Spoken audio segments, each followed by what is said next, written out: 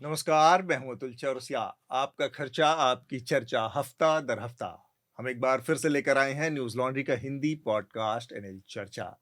इस हफ्ते की चर्चा में हमारे साथ एक बड़ा सा पैनल है और कई सारे ऐसे विषय हैं जिस पर हम बातचीत करने वाले हैं। अ, उसके अलावा जो सुर्खियां हैं इस हफ्ते की बड़ी सारी, उसके बारे में आपको विकास बताएंगे। कुछ हमारे एनएल सेना प्रोजेक्ट्स और इसके बारे में जानकारियां हैं, वो मैं आपको उससे पहले दे दूं। हमारा जो पुलिसिया जाति से जुड़ा एनएल सेना प्रोजेक्ट है, जो पूरे देश में पुलिस की जाति, उसके टार्चर, उसकी यातनाओं से जुड़ा एक पूरा एनएल सेना प्रोजेक्ट हम कर रहे हैं देश के तमाम अलग अलग हिस्सों से। इसको आपके मदद की ज़रूरत है। इस एनएल सेना प्रोजेक्ट को मदद कीजिए।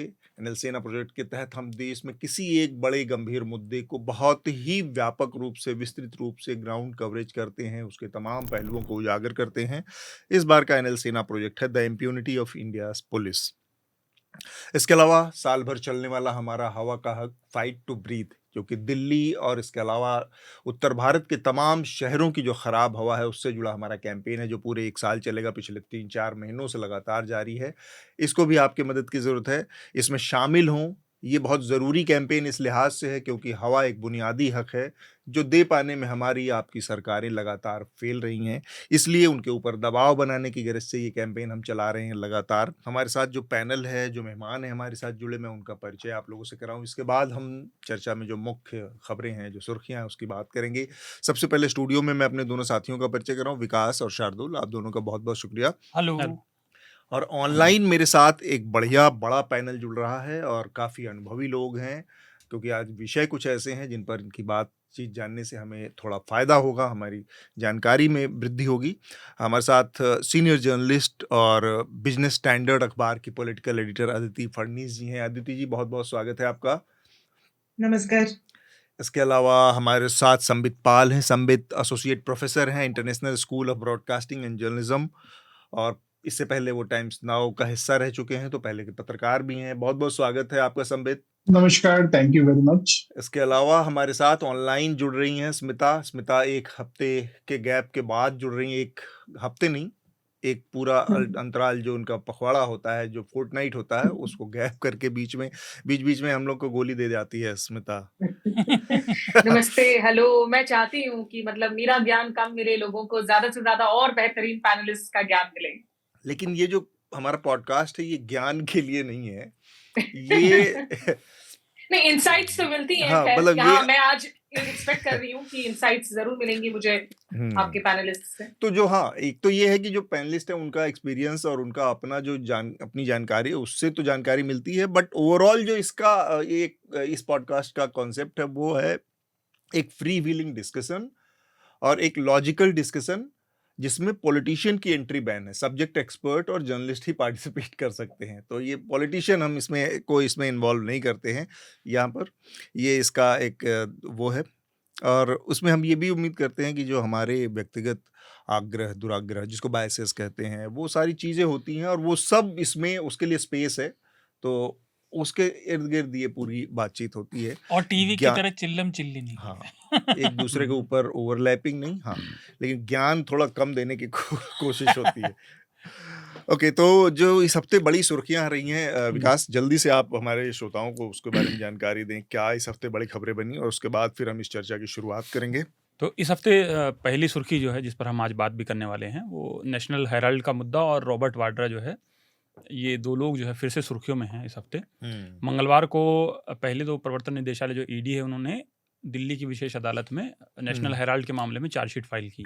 अच्छा। जी, और ये इनकी पेरेंट कंपनी जो है नेशनल हेराल्ड की, जो अखबार छापती थी, उसके लिए जिम्मेदार थी, उन पर एसोसिएट जर्नल लिमिटेड जी, उनके खिलाफ जो है मनी लॉन्ड्रिंग के आरोप लगाए गए। और फिलहाल जो है इस मामले में कोर्ट में अगली सुनवाई 25 अप्रैल को होगी। और ईडी इस मामले में, अगर आपको ध्यान हो तो, पहले जून 2022 में राहुल गांधी से 5 दिन लगातार करीब 5-6 घंटे 50 घंटे की पूछताछ हुई थी। और फिर अगले महीने जुलाई में सोनिया गांधी से पूछताछ हुई। तो ये नेशनल हेराल्ड का। और इसके अलावा जो है रॉबर्ट वाड्रा भी जो है, वो हरियाणा में जो ज़मीन सौदा हुआ था, जी, उसके सिलसिले में उनसे भी लगातार 3 दिन पिछले पूछताछ हुई है। और उन पर जो है गुड़गांव में शिकोहपुर में वो एक ज़मीन का सौदे के मामले में जो है धोखाधड़ी का मामला, मनी लॉन्ड्रिंग का बेसिकली वो कह रहे हैं कि मामला है। और गौरतलब है कि इस मामले में जो है 2019-20 में हरियाणा सरकार क्लीन चिट दे चुकी है। वो कह रहे थे कि ऐसा कुछ पाया नहीं गया, तहसीलदार का उसमें एफिडेविट भी है पंजाब हरियाणा हाई कोर्ट में। अगली सुर्खी हमारी इस हफ्ते मुर्शिदाबाद हिंसा से है, साथ में ममता और योगी जी के बीच वहाँ जो कि हिंसा को लेकर जो बयानबाजी हुई उससे जुड़ी है। तो मुर्शिदाबाद में 16 अप्रैल को ममता ने इमामों के साथ बैठक की और उसने कहा कि योगी जो है वो बहुत बड़े भोगी आदमी हैं। उससे पहले योगी ने कहा था कि बंगाल जल रहा है और लाठी इलाज है। जी, ममता बनर्जी चुप बैठी हैं, तो ऐसे लोगों का तो लाठी ही इलाज है जो आप बता रहे हैं। इस मामले में हम आप विस्तार से बात करेंगे ही। अगली सुर्खी हमारी वक्फ बिल पर जो सुप्रीम कोर्ट में सुनवाई हुई उससे संबंधित है। 8 अप्रैल से ये कानून जो है लागू हो गया था देश में, और इसके साथ ही इस कानून को जो है चुनौती दी गई सुप्रीम कोर्ट में। बहुत सारी करीब 70 से ज़्यादा याचिकाएं सुप्रीम कोर्ट के पास पहुंची और 2 दिन लगातार हुई सुनवाई में सुप्रीम कोर्ट ने कुछ प्रावधानों पर जो है फिलहाल मतलब सलाह दी है। एक तरीके से मान लिया गया है कि अभी वो लागू नहीं होंगे और अगली सुनवाई इस मामले में जो है 5 मई को होगी। जी। और इसी मुद्दे से जुड़े जो है प्रधानमंत्री मोदी जो हैं वो हरियाणा के हिसार में पहुंचे थे। तो उन्होंने कहा कि अगर वक्फ के नाम पे जो है लाखों हेक्टेयर की ज़मीन है, अगर इसका हमने सही से इस्तेमाल किया हो तो हमारे जो मुस्लिम भाई है वो आज पंचर नहीं बना रहे होते। उन्होंने इस तरीके का उन्होंने बयान दिया। प्रधानमंत्री का तो बयान की मतलब क्या ही बात करें। प्रधानमंत्री इस पर मतलब जहाँ पर हैं वहाँ पर इस तरह के बयान देना ये बताता है कि उनकी जो जानकारी का सोर्स है, मतलब व्हाट्सएप यूनिवर्सिटी पढ़ते पढ़ते वो खुद भी उसी को वो बहुत जनरलाइज जो है कि भाई पंचर एक बात मैं जरूर कहूँगा, ये प्रधानमंत्री अच्छे से जानते हैं वो क्या कह रहे हैं और क्यों कह रहे हैं। वो नासमझ नहीं है, वो भले ही और कुछ हो या ना, उन्हें अच्छे से पता है वो क्या कह रहे हैं। सुप्रीम कोर्ट से ही जुड़ा हमारा अगला मामला है जो उपराष्ट्रपति धनखड़ हैं। उन्होंने सुप्रीम कोर्ट से जो फैसला है बीते दिन उन्होंने राज्यपाल को राष्ट्रपति को लेकर दिया था, तो उस पर उन्होंने जो है सख्त शब्दों में टिप्पणी की है, उस पर हम आज बात करेंगे। तो उन्होंने कहा कि जो संविधान का अनुच्छेद 142 है जो सुप्रीम कोर्ट को बहुत असीमित ताकत देता है किसी भी फैसले को ठीक से लागू करने की, उन्होंने कहा कि ये सरकारों के खिलाफ जो है एक परमाणु मिसाइल बन गया है। अगली सुर्खी हमारी मेहुल चोकसी जो साल 2018 में यहाँ से फरार हो गए थे पंजाब नेशनल बैंक के साथ धोखाधड़ी के मामले में, वो उनसे जुड़ी है। बेल्जियम में उनको गिरफ्तार कर लिया गया है और विदेश मंत्रालय ने कहा है कि लगातार जो है बेल्जियम के संपर्क में है ताकि मेहुल चोकसी को वापस लाया जा सके। और इस बीच जो है बॉम्बे हाई कोर्ट ने गुरुवार को, जो बीता गुरुवार है, उनसे कल पूछा कि पहले तो ये बताइए कि मेहुल चोकसी की नागरिकता क्या है, वो इंडियन नागरिक हैं भी या नहीं है अभी। तो उस पर ईडी ने फिलहाल स्पष्ट करने के लिए स्थिति समय मांगा है। इसके अलावा अगली सुर्खी हमारी महाराष्ट्र से जुड़ी है। यहाँ टाइम्स ऑफ इंडिया की एक रिपोर्ट आई है, तो उसमें पता लगा है कि जो महाराष्ट्र की लाड़की बहन योजना जो है उसमें 8 लाख महिलाओं को जो ये करीब 1500 रुपये मिलते थे तो वो घटा दिए गए हैं, अब वो सिर्फ 500 रुपये मिल रहे हैं उन्हें। सरकार का कहना है कि ये महिलाएं जो है बाकी जगह से भी लाभ ले रही थी और शर्त ये है लाड़की बहन योजना की कि आप 1500 से ज़्यादा आपको किसी भी स्कीम में मिलेंगे नहीं टोटल मिला के, तो इसलिए उनके 1000 रुपये कट कर दिए गए 8 लाख महिलाओं के। इस पर थोड़ा सा मैं बातचीत जानना चाह रहा था। ये लाड़की बहन योजना को अगर थोड़ा सा नज़र डालें तो महाराष्ट्र के चुनाव से ठीक पहले इस स्कीम को लागू किया गया था और एक मुश्त 3 महीने का एडवांस पेमेंट हुआ था। 3 महीने का पैसा एक साथ 4500 रुपये सरकार ने सबके खाते में डाले थे और ये हुआ था इलेक्शन से बमुश्किल 1 महीने पहले, यानी 30 दिन पहले।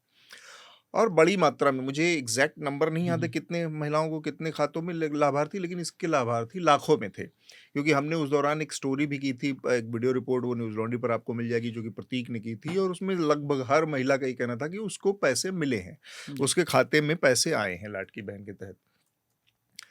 अब मेरा सवाल एक ये है, दिमाग में जहन में आता है कि चुनाव से पहले सरकारों का ये कहना कि आपको इतना पैसे देंगे, बल्कि सरकार पैसे देती है और फिर चुनाव के बाद उसको रियलाइज होता है बेसिकली कि चुनाव जीते जा चुके हैं और स्थिति अलग है, और उससे जो रेवेन्यू का स्ट्रक्चर है, जो आय व्यय का ब्यौरा है, जो पैसे जहाँ से आते हैं वो इसको सस्टेन नहीं कर सकते, तो वो एक झटके में 1000 को 1500 को 500 पे ले आई। ये महाराष्ट्र की आज की सच्चाई है। प्रधानमंत्री नरेंद्र मोदी अपने लगभग हर भाषण में, चुनावी भाषण में जब वो जाते हैं तो कहते हैं कि मोदी की गारंटी, यानी गारंटी पूरा होने की गारंटी। और ये लाइन कहते हुए उन्होंने दिल्ली के विधानसभा चुनाव में कहा था कि जिस दिन सरकार बनती है बीजेपी की गवर्नमेंट की, उसके उसी दिन पहली जो कैबिनेट की मीटिंग होगी उस दिन 2500 रुपए दिल्ली के हर महिला के खाते में पहुंच जाएंगे। वो आज तक नहीं हुआ, क्योंकि बहुत सारी चीजें होती है, फिजिबल नहीं होता, पैसा कहाँ से आएगा, कहाँ से ये जो बर्डन होगा उसको भरपाई कहाँ से होगी, ये सारी चीजें होती हैं, एक व्यवहारिक दिक्कत।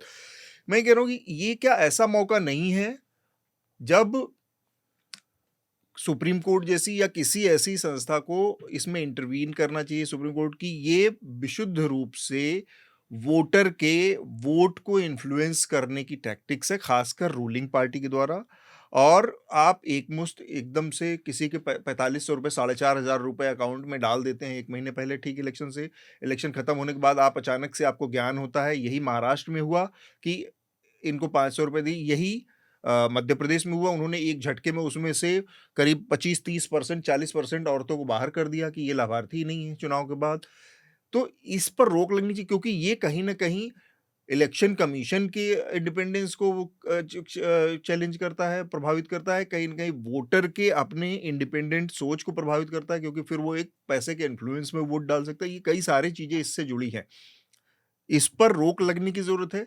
सबसे पहले मैं आदिति और फिर संबित और स्मिता से कमेंट लूंगा और फिर अपने साथियों से एक एक कमेंट। तो रोक तो कई तरीकों से लगी हुई है। मॉडल कोड ऑफ कंडक्ट है जो कि ये कहता है कि आप इस तरह से पैसा नहीं बांट सकते हैं चुनाव के पहले, लेकिन इस पे न कोई भी जो सरकार काबिज होती है वो इस पे बहुत ज्यादा ध्यान नहीं देती है। और कुल मिला के एक स्कीम के तहत ऐसे पैसा बांटना प्रलोभन नहीं माना जाता है, ये ऐसी मान्यता है लोगों। जहाँ तक लाड़की बहन स्कीम का सवाल है, इसमें कोई शक नहीं है कि महिलाओं को बहुत पैसा मिला था चुनाव से पहले और वो बहुत खुश भी थीं, और कईयों ने उसका बहुत अच्छा इस्तेमाल भी किया था। आपकी मतलब अगर किसी महिला की चाय की दुकान है तो वो चाय के साथ अपना कैपिटल अर्जित करके बिस्किट चाय के साथ दे रही थी। इस तरह की कई चीजें हम लोगों ने फील्ड में देखी हैं। तो अपने आप में पैसा देना रेवड़ी बाँटना नहीं होता है, ऐसा मैं मानती हूँ। यदि आप उसको एक सुचारू रूप से बाँटें और उसको ये सुनिश्चित करें कि वो पैसा एक प्रोडक्टिव एम्प्लॉयमेंट या प्रोडक्टिव यूज़ में जा रहा है। जिस तरह से फ्री बस पास जिसको लेके दिल्ली में तो कम से कम बहुत काफ़ी उथल-पुथल मची हुई है। फ्री बस पास महिलाओं के लिए ये एक ज़रिया है महिलाओं का के सशक्तिकरण का और एक तरह से उनको मेन एम्प्लॉयमेंट फ़ोर्स में लाने का। तो मेरे ख़्याल से इस पर ज़्यादा सोच-विचार होना चाहिए और इसको केवल महज़ एक चुनावी हथकंडा हमें भी नहीं ये स्वीकार करना चाहिए कि केवल चुनावी हथकंडा ही महज है। ठीक बात है। संबित? हाँ, ये लड़की बहन योजना की बात आई तो हम लोग एक छोटा सा प्रोजेक्ट किया था ये इलेक्शन के ठीक पहले जब ये लड़की बहन योजना का ऐलान हुआ था, तो उधर हम लोगों ने देखा कि सबको पता है कि इलेक्शंस के लिए ये स्कीम्स अनाउंस किया जा रहा है, उनको पैसा मिल रहा है, लेकिन ये सिर्फ इलेक्शन के इशू मान के नहीं चलना है। हम लोगों को ऊपर से लगता है कि ये ठीक है, ये जो बेनिफिट्स है ये इलेक्शंस को नजर में रखते हुए पॉलिटिशियंस करते हैं, लेकिन इसका बेनिफिट बहुत डीप रूटेड है। हम लोग जितने महिलाओं से बात किए महाराष्ट्र में, उधर हम लोगों को ये पता चला कि ये जो पैसा है उनको कैसे हेल्प करते हैं, वो बहुत गंभीरता से देखना चाहिए।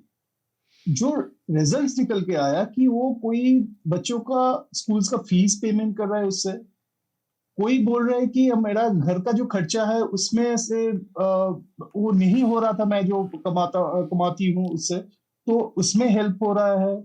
लेकिन सबका मतलब ज्यादातर महिलाओं को यही कहना था कि हमें पैसा दे रहे हो ठीक है, डायरेक्ट कैश ट्रांसफर हो रहा है ठीक है, लेकिन ऐसा कुछ इंतजाम कीजिए जिससे लॉन्ग टर्म में कुछ बेनिफिट हो। कि ज्यादातर महिला, जहां हम लोगों ने ये इंटरव्यू किए थे महिलाओं को, उन लोगों को कहना था कि हमें फ्लावर मिल दे दो, तो वो मशीन हम लोग खरीद लेते हैं तो वी कैन अर्न मोर, जो हमें मिल रहा है उससे ज्यादा हम लोग को मिल सकता है।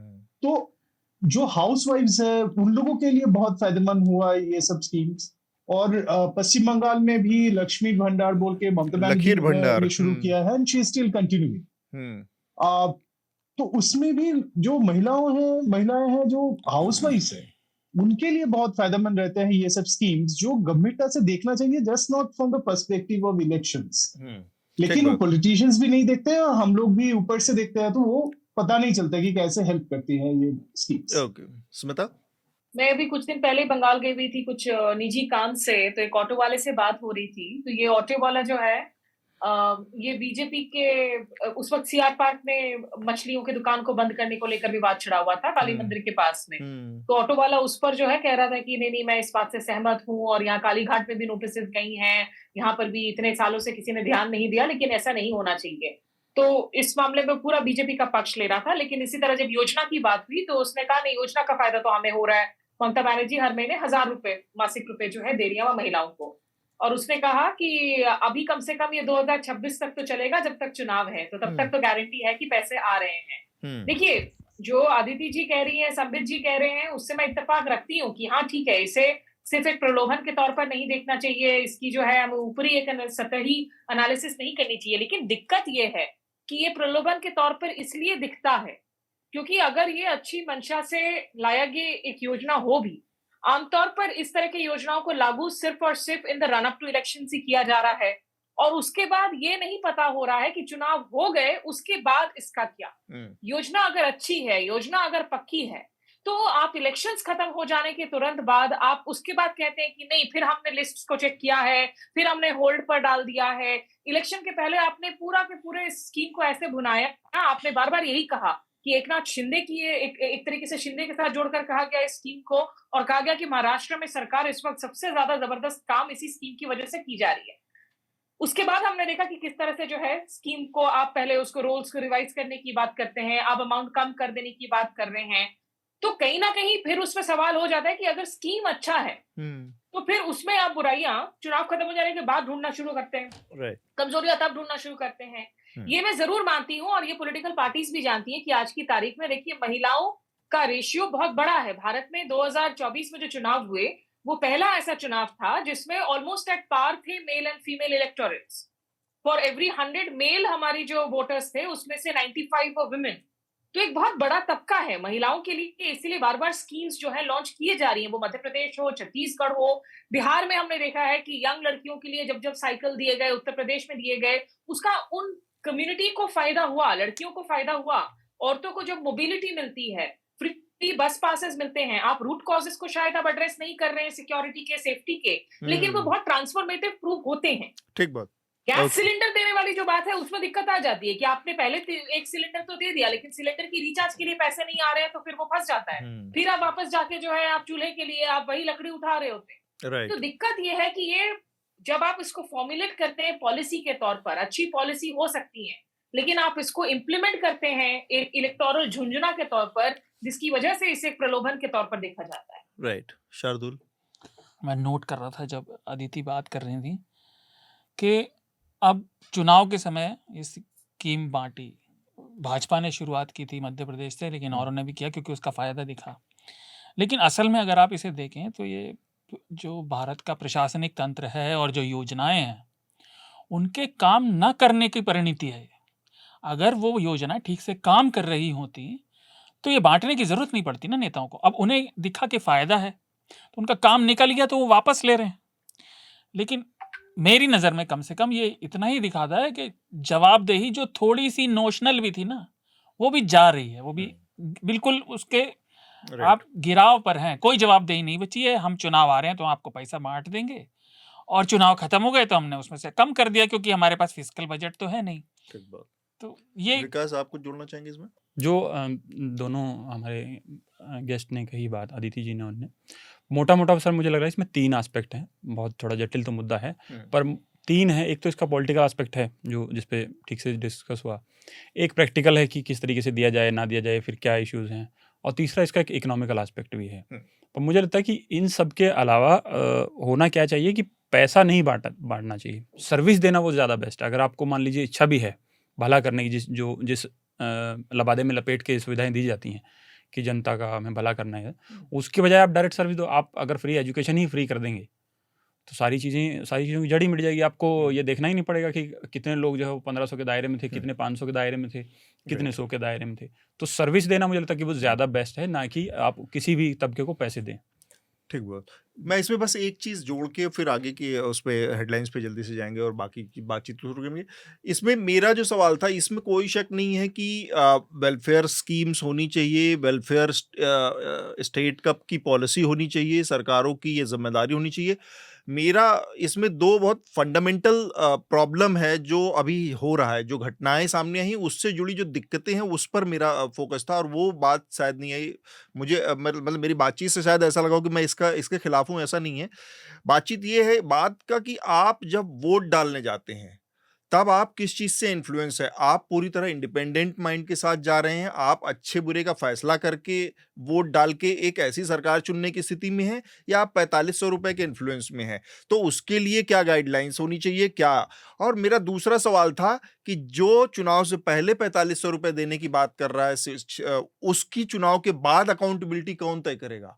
ये अकाउंटेबिलिटी जब मिसिंग होती है तब बड़ी दिक्कत की बात आती है। मुझे लगता है कि यहाँ पर इन दो चीजों को, मतलब election commission as an institution, supreme court, executive, ये सबकी एक जिम्मेदारी होती है, जवाबदेही होती है, क्योंकि इलेक्शन एक बड़ी प्रक्रिया है और इससे इस देश के बहुत का इलेक्टोरल प्रोसेस हो, नई सरकार हो, उसका फ्यूचर हो, पॉलिसी, सारी चीजें उस पर डिपेंड करती हैं चुनते समय। तो वो अगर किसी भी तरह के पॉजिटिव नेगेटिव इन्फ्लुएंस में है तो उसको सही करने की दिशा में, तो मेरा सवाल उस तरफ था कि क्या हम उसको हैंडल करने की स्थिति में हैं। और दूसरा उस अकाउंटेबिलिटी का क्या, कि सरकारें जब नेता जब बेशर्मी से पहले कुछ कहें और बाद में कुछ कहें तो उस अकाउंटेबिलिटी फिर तो कोई मतलब नहीं बनता। तो हम केवल इस चीज में कि हाँ उससे, अब इस पर ये बात आ सकती है कि भाई बहुत अच्छा असर हुआ, पैसे गए महिलाओं के पास, उन्होंने, किसी ने अपनी चाय की टपरी में 2 और चीजें जोड़ ली, किसी ने अपने बच्चे के लिए बहुत अच्छा कर लिया। पर मुझे नहीं मालूम कि कितनी सारी महिलाएं ऐसी हैं जिनके खाते में गया उनके पतियों ने पीट के शराब पी लिया। तो देयर इज नो रिकॉर्ड। वो अलग ही विषय है जिस पर हम एकदम अलग तरह के डाटा पे बात कर सकते हैं। वो कभी अब जब हमारे सामने इसका कोई होगा तब हम बात करेंगे। अभी तो हम एक बहुत लिमिटेड उस पर बात करना चाह रहे हैं कि एक इन्फ्लुएंस जो जैसी चीज है, इलेक्टोरल प्रोसेस उससे प्रभावित होता है और नेता बहुत बेशर्मी से इसकी परवाह नहीं करते, और एक किस्म का कंसेंसस भी दिखता है, चाहे वो कोई भी पार्टी हो। वो हर पार्टी इसी तरह के दावे कर रही है हर स्टेट में जहां जहां पावर में, और बाद में वो इसी तरह से पलट जा रही है। तो ये एक वो था। मैं एक छोटी सी बात जोड़ूं इसमें, एक और चीज है कि वो संवैधानिक जो तुला है उसको अपने सर के कबल खड़ा कर देता है। इसमें नेता और सरकार माई बाप की तरह पैसा बांट रहे हैं, जबकि वो जनता की सेवा के लिए है। भाई आपके पास पैसा जनता का पैसा है, तो ये माई बाप और हम, चलो तुम हमें वोट दे दो, हम तुम्हें पैसा देंगे, जबकि उनका काम वो नहीं है। तो वो वाली चीज विकास बाकी जी। अगली हमारी सुर्खी जो है वो चीन से जुड़ी है, और जो टैरिफ वार चल रहा है अमेरिका का, तो उसमें पता लगा है कि अमेरिका ने जो शीट जारी की है उसमें उन्होंने कहा कि हमने चीन से जो आयात हो रहा है सामान उस पर 245% तक जो है टैरिफ लगा दिया है। इससे पहले ये 145% तक था। और उसके अलावा उससे अगली सुर्खी जो है, ब्लू स्मार्ट जो इलेक्ट्रिक कैब ऑपरेटर हैं उन्होंने अपनी सेवाएं जो हैं फिलहाल सस्पेंड कर दी हैं।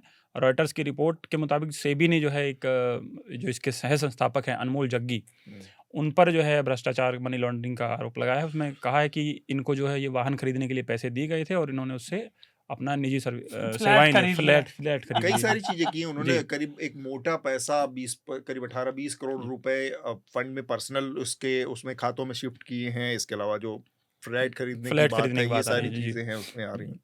और आखिरी हमारी सुर्खी जो है वो फुले फिल्म से है, जो इस हफ्ते रिलीज हो जानी थी, 11 तारीख को रिलीज हो जानी थी, लेकिन अभी टल गई है। अभी 25 अप्रैल तक कह रहे हैं रिलीज होगी। और जो केंद्रीय फिल्म प्रमाणन बोर्ड है उसने उसको सर्टिफिकेट तो दे दिया है, लेकिन बहुत सारे बदलाव करने की बात कही है। तो ऐसे में कहा जा रहा है कि फिल्म को लेकर जो है फिल्म जगत में तरह तरह की प्रतिक्रियाएं सामने आ रही हैं। अनुराग कश्यप ने तो जो बाकायदा ट्वीट करके एक पूरा लिस्ट दी है कि कितनी फिल्में जो हैं वो अटकी हुई हैं, जो इस तरीके की सेंसर बोर्ड के पास जो है इस तरीके के सवाल उठाती हैं। ठीक बात। तो ये हमारी इस हफ्ते की सुर्खियां थी।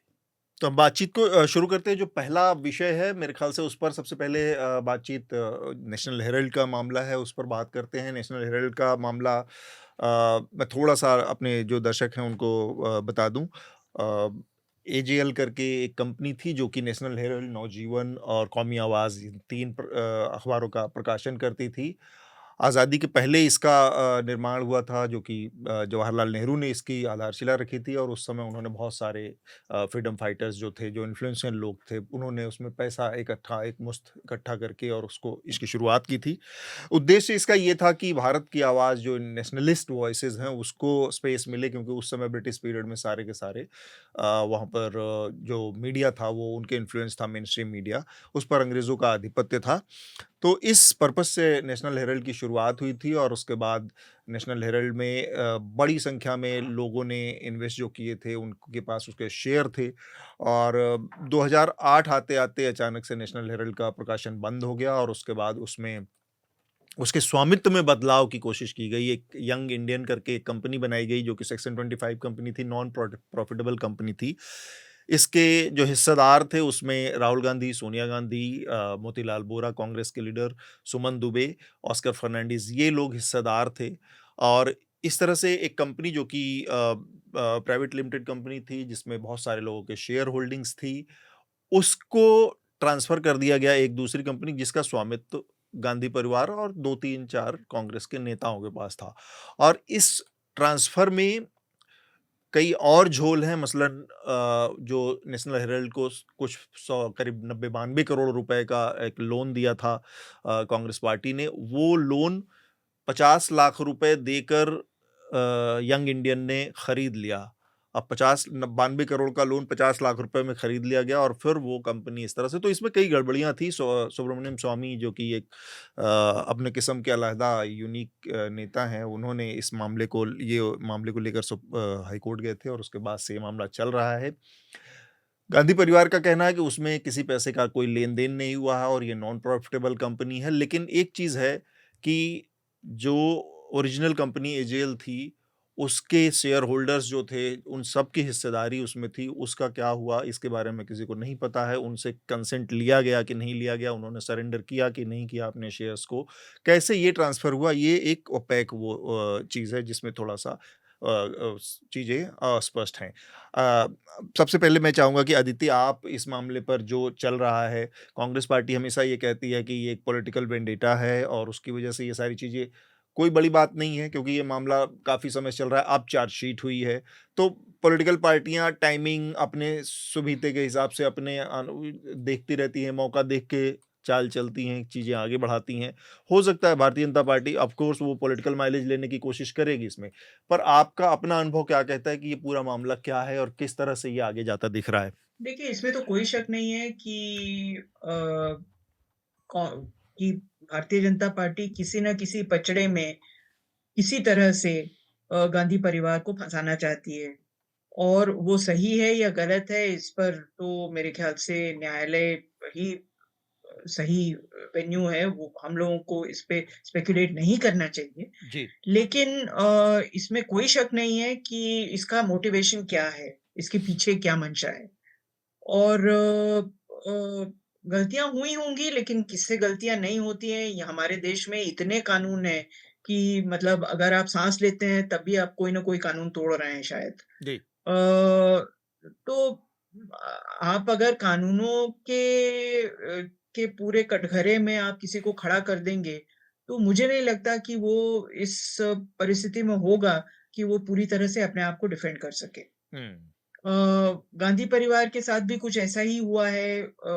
बहुत सारे कानून तोड़े गए हैं, उनके खिलाफ इल्ज़ाम लगाया जा रहा है कि उन्होंने बहुत कानून तोड़े हैं, और इसके लिए सज़ा उनको मिलनी चाहिए। अब इसमें कोई शक नहीं है कि नॉट फॉर प्रॉफिट कंपनी किसी भी तरह के कमर्शियल लेन-देन में पढ़कर, और उसका जो प्रॉफिट आता है वो हड़प ले, ये तो नहीं होता है और होना भी नहीं चाहिए। लेकिन अगर उस नज़रिए से देखा जाए तो ऐसे कई अ, व्यापार हैं जो कि नॉट फॉर प्रॉफिट हैं, ट्रस्ट हैं, लेकिन फिर भी पैसे का अर्जन कर रहे हैं। जिस तरह से हमारे यहाँ मंदिरों में पैसा इकट्ठा होता है, उसका क्या होता है, वो कहाँ जाता है, उसका अगर वो फिक्स डिपॉजिट में होता है तो उसका इंटरेस्ट किसको मिलता है, वगैरह वगैरह वगैरह। तो मुझे नहीं लगता कि इस बात पे बहुत ज्यादा हमको बहस करनी चाहिए कि ये लीगल है या इलीगल है, क्योंकि मेरे ख्याल से दूध का दूध, पानी का पानी जल्दी ही हो जाएगा। लेकिन इसके ये पूरा मामला राजनीतिक है, मेरे ख्याल से इसमें कोई दो राय नहीं हो सकती। एक चीज मैं चाहूंगा स्मिता, आप थोड़ा सा इस पर रोशनी डालें। एक चीज तो है कि नॉट फॉर प्रॉफिट कंपनी बनाई गई, वो ठीक है, पर ये बात कही जाती है अक्सर कि जो एसेट्स थे, जो रियल एस्टेट था, उनका कॉमर्शियल यूज हो रहा था। जैसे कि हम नेशनल हेराल्ड दफ्तर जो दिल्ली का है, बिल्डिंग है, उसमें पासपोर्ट का ऑफिस है, उसमें TCL की कंपनी है, और ये एक मोटा पैसा एज रेंट दे रही हैं। तो ये जो कॉमर्शियल यूज है, ये एक पर्टिकुलर उस कंपनी को जा रहा है। अब कंपनी प्रॉफिट के लिए नहीं है, लेकिन ये जो अर्निंग हो रही है, इस अर्निंग का और उसका बाकी सारी, तो उसको तो कहीं साइड में फेंका नहीं जाएगा, वो कोई धर्मार्थ कार्य में तो जा नहीं रहा है, कुछ लोगों के जेब में जा रहा है जो कंपनी के मालिक हैं, तो जाएंगे मतलब। और इसके अलावा पंचकूला में प्रॉपर्टी है, बॉम्बे में प्रॉपर्टी थी, भोपाल में प्रॉपर्टी थी, लखनऊ में प्रॉपर्टी थी नेशनल की, ये सारी। तो एक बड़ा सवाल बनता है कि ये सारी चीजें जो थी, किस उद्देश्य से की गई, क्या इससे कुछ गड़बड़ी हुई? देखिए, इसके जो स्पेसिफिक्स है अतुल, उसके लिए तो कोई टैक्स लॉयर या रिटेल एक्सपर्ट से बात करनी होगी। जहां तक मुझे जानकारी है, जो इन्फॉर्मेशन है और जो बातें कही जा रही है, क्योंकि एक तरफ से आरोप लगाए जा रहे हैं बीजेपी की तरफ से और कांग्रेस उसे डिसमिस कर रही है, तो जो बातें रखी गई हैं उसमें यही कहा गया है कि जब बेसिकली आपके यंग इंडिया ने टेक ओवर किया ओरिजिनल AJL का, क्योंकि वो कर्ज में डूबे हुए थे, और चूंकि ये अखबार स्वतंत्रता संग्राम के दौरान का था, 1936 से था, कांग्रेस पार्टी ने उसे एक तरीके से बचाने के लिए उसमें जो है उन्होंने तब जो उनकी जितनी भी जो पैसे 90 करोड़ के थे, उसको इक्विटी में तब्दील किया, उसमें मालिकाना हक लिया, जिसमें कहना है कि 38% शेयर सोनिया गांधी का है, 38% शेयर राहुल गांधी का है। तो एक तरीके से आपने जो एक पार्टी के अखबार के नाम पर पार्टी के प्रॉपर्टीज को आपने एक तो उसका मालिकाना हक व्यक्तिगत कर दिया, मैक्सिमम शेयर होल्ड बना दिया, और प्लस ये बीजेपी का कहना है कि ये जो प्रॉपर्टीज आप लखनऊ, बॉम्बे में बांद्रा की बात कर रहे हैं, दिल्ली में आप बात कर रहे हैं, इन सब की इवैल्यूएशन अगर आप करें तो इनकी वैल्यूज जो है वो लगभग 2000 करोड़ के करीब है। उसमें कांग्रेस का जो काउंटर रिस्पॉन्स है, वो कहते हैं कि देखिए, सबसे पहले तो खुद आपकी IT डिपार्टमेंट ने इसकी वैल्यूएशन की हुई है, वो कहते हैं कि टोटल जो इसकी वैल्यूएशन है वो 350 करोड़ की है, तो 2000 करोड़ का फिगर कहां से आ रहा है। दूसरी बात, वो कह रहे हैं कि चूंकि ये नॉन प्रॉफिट है, तो हमारा इसमें जो है कोई पर्सनल इसमें हमें कोई उसमें फायदा नहीं मिलता है। तो ये टेक्निकल बातें हैं। मुझे लगता है कि देखिए, इस मामले में जो दो चीजें हैं, एक, क्योंकि और इस बात पर हमने पहले एपिसोड्स में भी चर्चा की है, हाँ, प्रवर्तन निदेशालय का जो राजनीतिकरण हुआ है, जो ईडी के ऊपर लोगों का भरोसा है, खास करके जो पॉलिटिकल विच हंटिंग के लिए इस्तेमाल करने वाली बातें आती हैं, और खुद ईडी की डेटा और स्टैटिस्टिक्स बताती हैं कि आपकी एक्चुअल में जितनी केसेस फाइनली ट्रायल तक गई हैं या ट्रायल में जाकर फाइनली कन्विक्शंस हुए हैं, वो इतने मिनिस्क्यूल परसेंटेज है, लगभग 7000 केसेस जो ईडी आज की तारीख में ओवरऑल हैंडल कर रही है, पॉलिटिकल केसेस, जिसमें से मैक्सिमम केसेस विधायकों के खिलाफ है, सांसदों के खिलाफ है, उसमें से बहुत ही छोटा सा एक परसेंटेज है जो आप अदालत तक फाइनली ट्रायल स्टेज पर लेकर गए हैं, और गिनकर इतने कम केसेस हैं जिसकी अभी तक कन्विक्शन हुई है। 95% केसेस अपोजिशन के खिलाफ हैं। प्रवर्तन निदेशालय कहता है कि क्योंकि वो जो प्राइमरी एजेंसीज हैं, CBI, IT, वो लोग अपनी केसेस चला रहे होते हैं, तो हम कन्विक्शन तब तक पूरा नहीं कर सकते।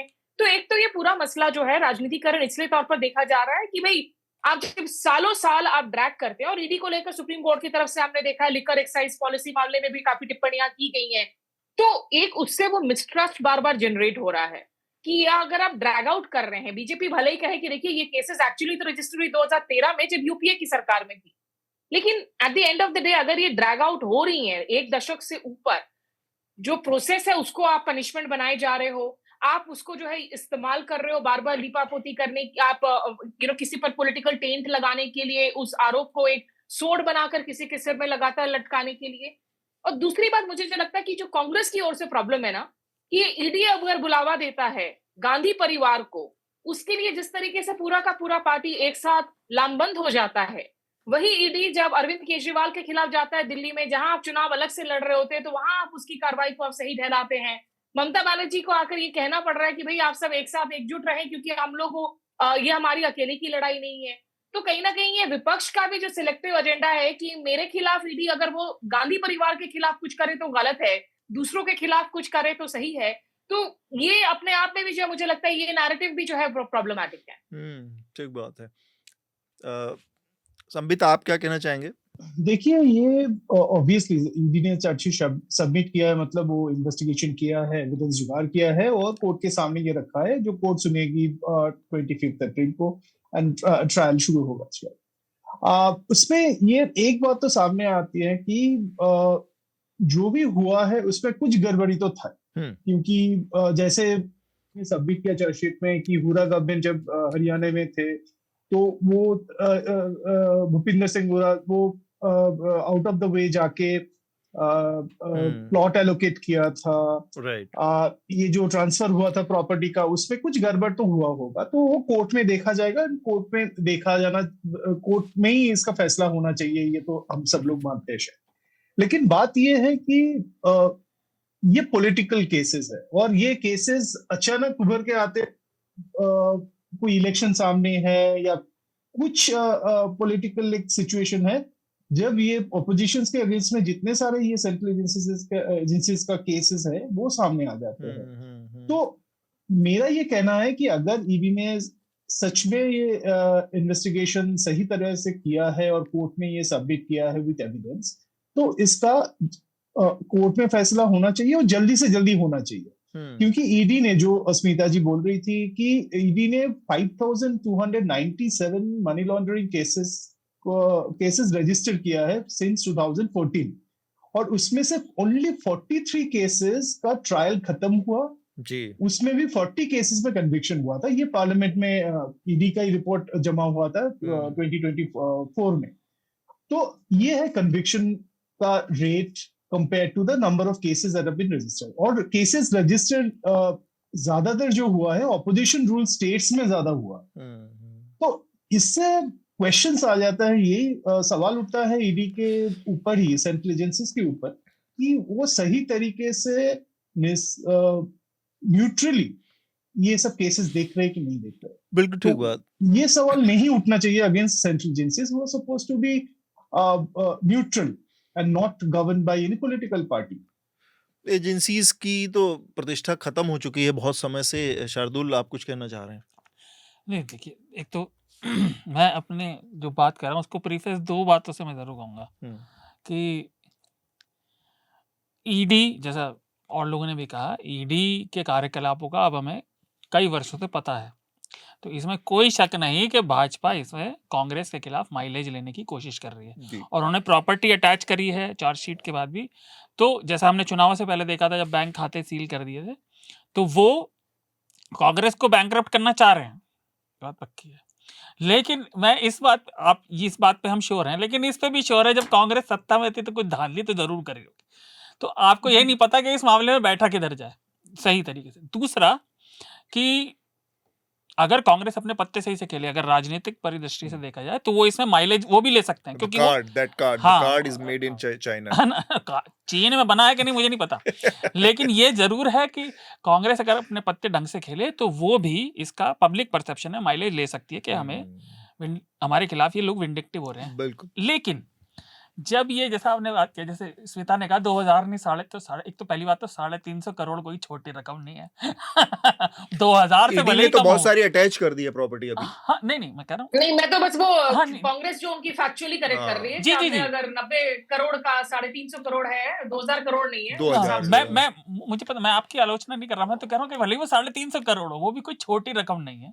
दूसरी चीज, जब ये जमीन और प्रॉपर्टी असाइन हुई थी, वो बाबा आदम के कानून का आज का कोई निरर्थक हो चुके हैं। वो आज की डेट में प्रिंटिंग प्रेस से कोई अखबार तो चल नहीं रहा, वो केवल एक कॉपी निकालते। जैसे हमने 2 साल पहले पैंडेमिक में रिपोर्ट की थी कि भोपाल में लोग केवल हफ्ते के 1 कॉपी निकाल दे रहे थे, क्योंकि उन्हें अनुदान मिलता था, और वो जमीन के पैसे से फिर पैसा बना रहा है, जो किराया चल रहा है।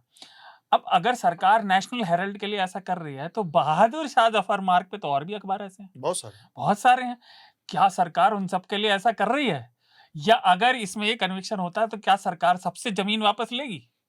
तो वो एक एकदम अलग इशू है कि जिस पर्पज से दिया गया था आपने, और जितनी जमीन है उतनी जरूरत भी है किसी को। तो मैं बता रहा हूँ कि भाई सरकार का स्टैंड भी कोई बहुत ठोस नहीं है भाई। फर्ज करिए कि इस मामले में, नेशनल हेराल्ड के मामले में, ये जमीन वापस ली जाती है कि इसका दुरुपयोग हो रहा था, तो क्या सरकार पूरे बहादुर शाह जफर में जितनी भी नोटिस तो सबको भेजी गई है, लेकिन वो आर्म ट्विस्टिंग के लिए भेजी गई, लिया किसी का नहीं गया है ना, लेकिन इस मामले में खींचा जा रहा है। तो एक ये दिक्कत है। और आखिरी ये कि नेशनल हेराल्ड कब से छपा नहीं, और एक बात तो है कि भले वो नॉन प्रॉफिट नहीं नेशनल हेराल्ड छप रहा है, लेकिन वो वैसे ही छप रहा है जैसे इंडियन एक्सप्रेस में इंडियन एक्सप्रेस, जैसे टाइम्स ऑफ इंडिया में टाइम्स ऑफ इंडिया छप रहा है, जैसे पैट्रियट में पैट्रियट छप रहा है, जैसे वीर अर्जुन में वीर अर्जुन छप रहा है, वो उसी तरह छप तो कहीं और हो रही है, वहां तो केवल वो नोशनल चल रही है। अब मैं क्या कह रहा था, आखिरी बात ये हाँ कि वो नॉन प्रॉफिट भले ही हो, इसमें एक चीज तो साफ आती है कि भाई अगर नॉन प्रॉफिट है और वो देश की बात रखने के लिए बात शुरू, तो तब उसे फिर पर्सनल ओनरशिप कराने की क्या जरूरत थी गांधी परिवार को? भाई अगर वो नॉन प्रॉफिट है तो तुम्हें क्यों चाहिए प्रॉपर्टी? तुम उसे नॉन प्रॉफिट ही रखो ना, ट्रस्ट बना के। आपको क्यों मालिकाना? ओरिजिनल 5000 लोग थे, ओरिजिनल ट्रस्टी थे, जो शेयर होल्डर थे, ट्रस्टी शेयर होल्डर थे, उनका। राहुल विकास आप क्या करना चाह रहे थे? तो ज्यादातर बातें तो हो गई हैं। वो तो हो ही जाता है। पर जब 5 लोगों की बात होती अगले टॉपिक पे आप मेरे में आप जो कह रहे थे कि प्रॉपर्टी वाला है, तो प्रॉपर्टी ऐसा कोई वक्फ तो हुई नहीं थी कि भाई उसका यूज चेंज नहीं हो सकता कि यूज उसका चेंज नहीं करा जा सकता, तो कांग्रेस ने उसका यूज चेंज कर लिया, लैंड यूज। और जो हरियाणा की बात की सर ने, तो उसमें यह था कि खट्टर सरकार आई, इन्होंने एस.एन. ढींगड़ा आयोग करके जो है जस्टिस एस.एन. ढींगड़ा के आयोग बनाया, उन्होंने रिपोर्ट सौंपी, मामला पंजाब हरियाणा हाईकोर्ट पहुंचा, और तहसीलदार ने यहाँ गुड़गांव की चीज जो इसमें रॉबर्ट वाड्रा वाला मामला है, उसके बाद तक मामला चला गया उसका एफिडेविट है कि कोई गड़बड़ नहीं हुई है सर। तो इस तरीके की भी चीजें होती हैं, और ये रॉबर्ट वाड्रा के मामले की बात है। तो दूसरा हाँ, वो ये दूसरा मामला है। जी, पर मैं वही बता रहा हूँ कि पंचकूला का मामला है, हाँ, पर मैं वही बता रहा हूँ कि तो नेशनल हेराल्ड भी जो है, अगर मान लीजिए कुछ मिल जाता, तो अब तक तो या तो ये लेट हो चुके हैं अगर इनके पास कुछ है।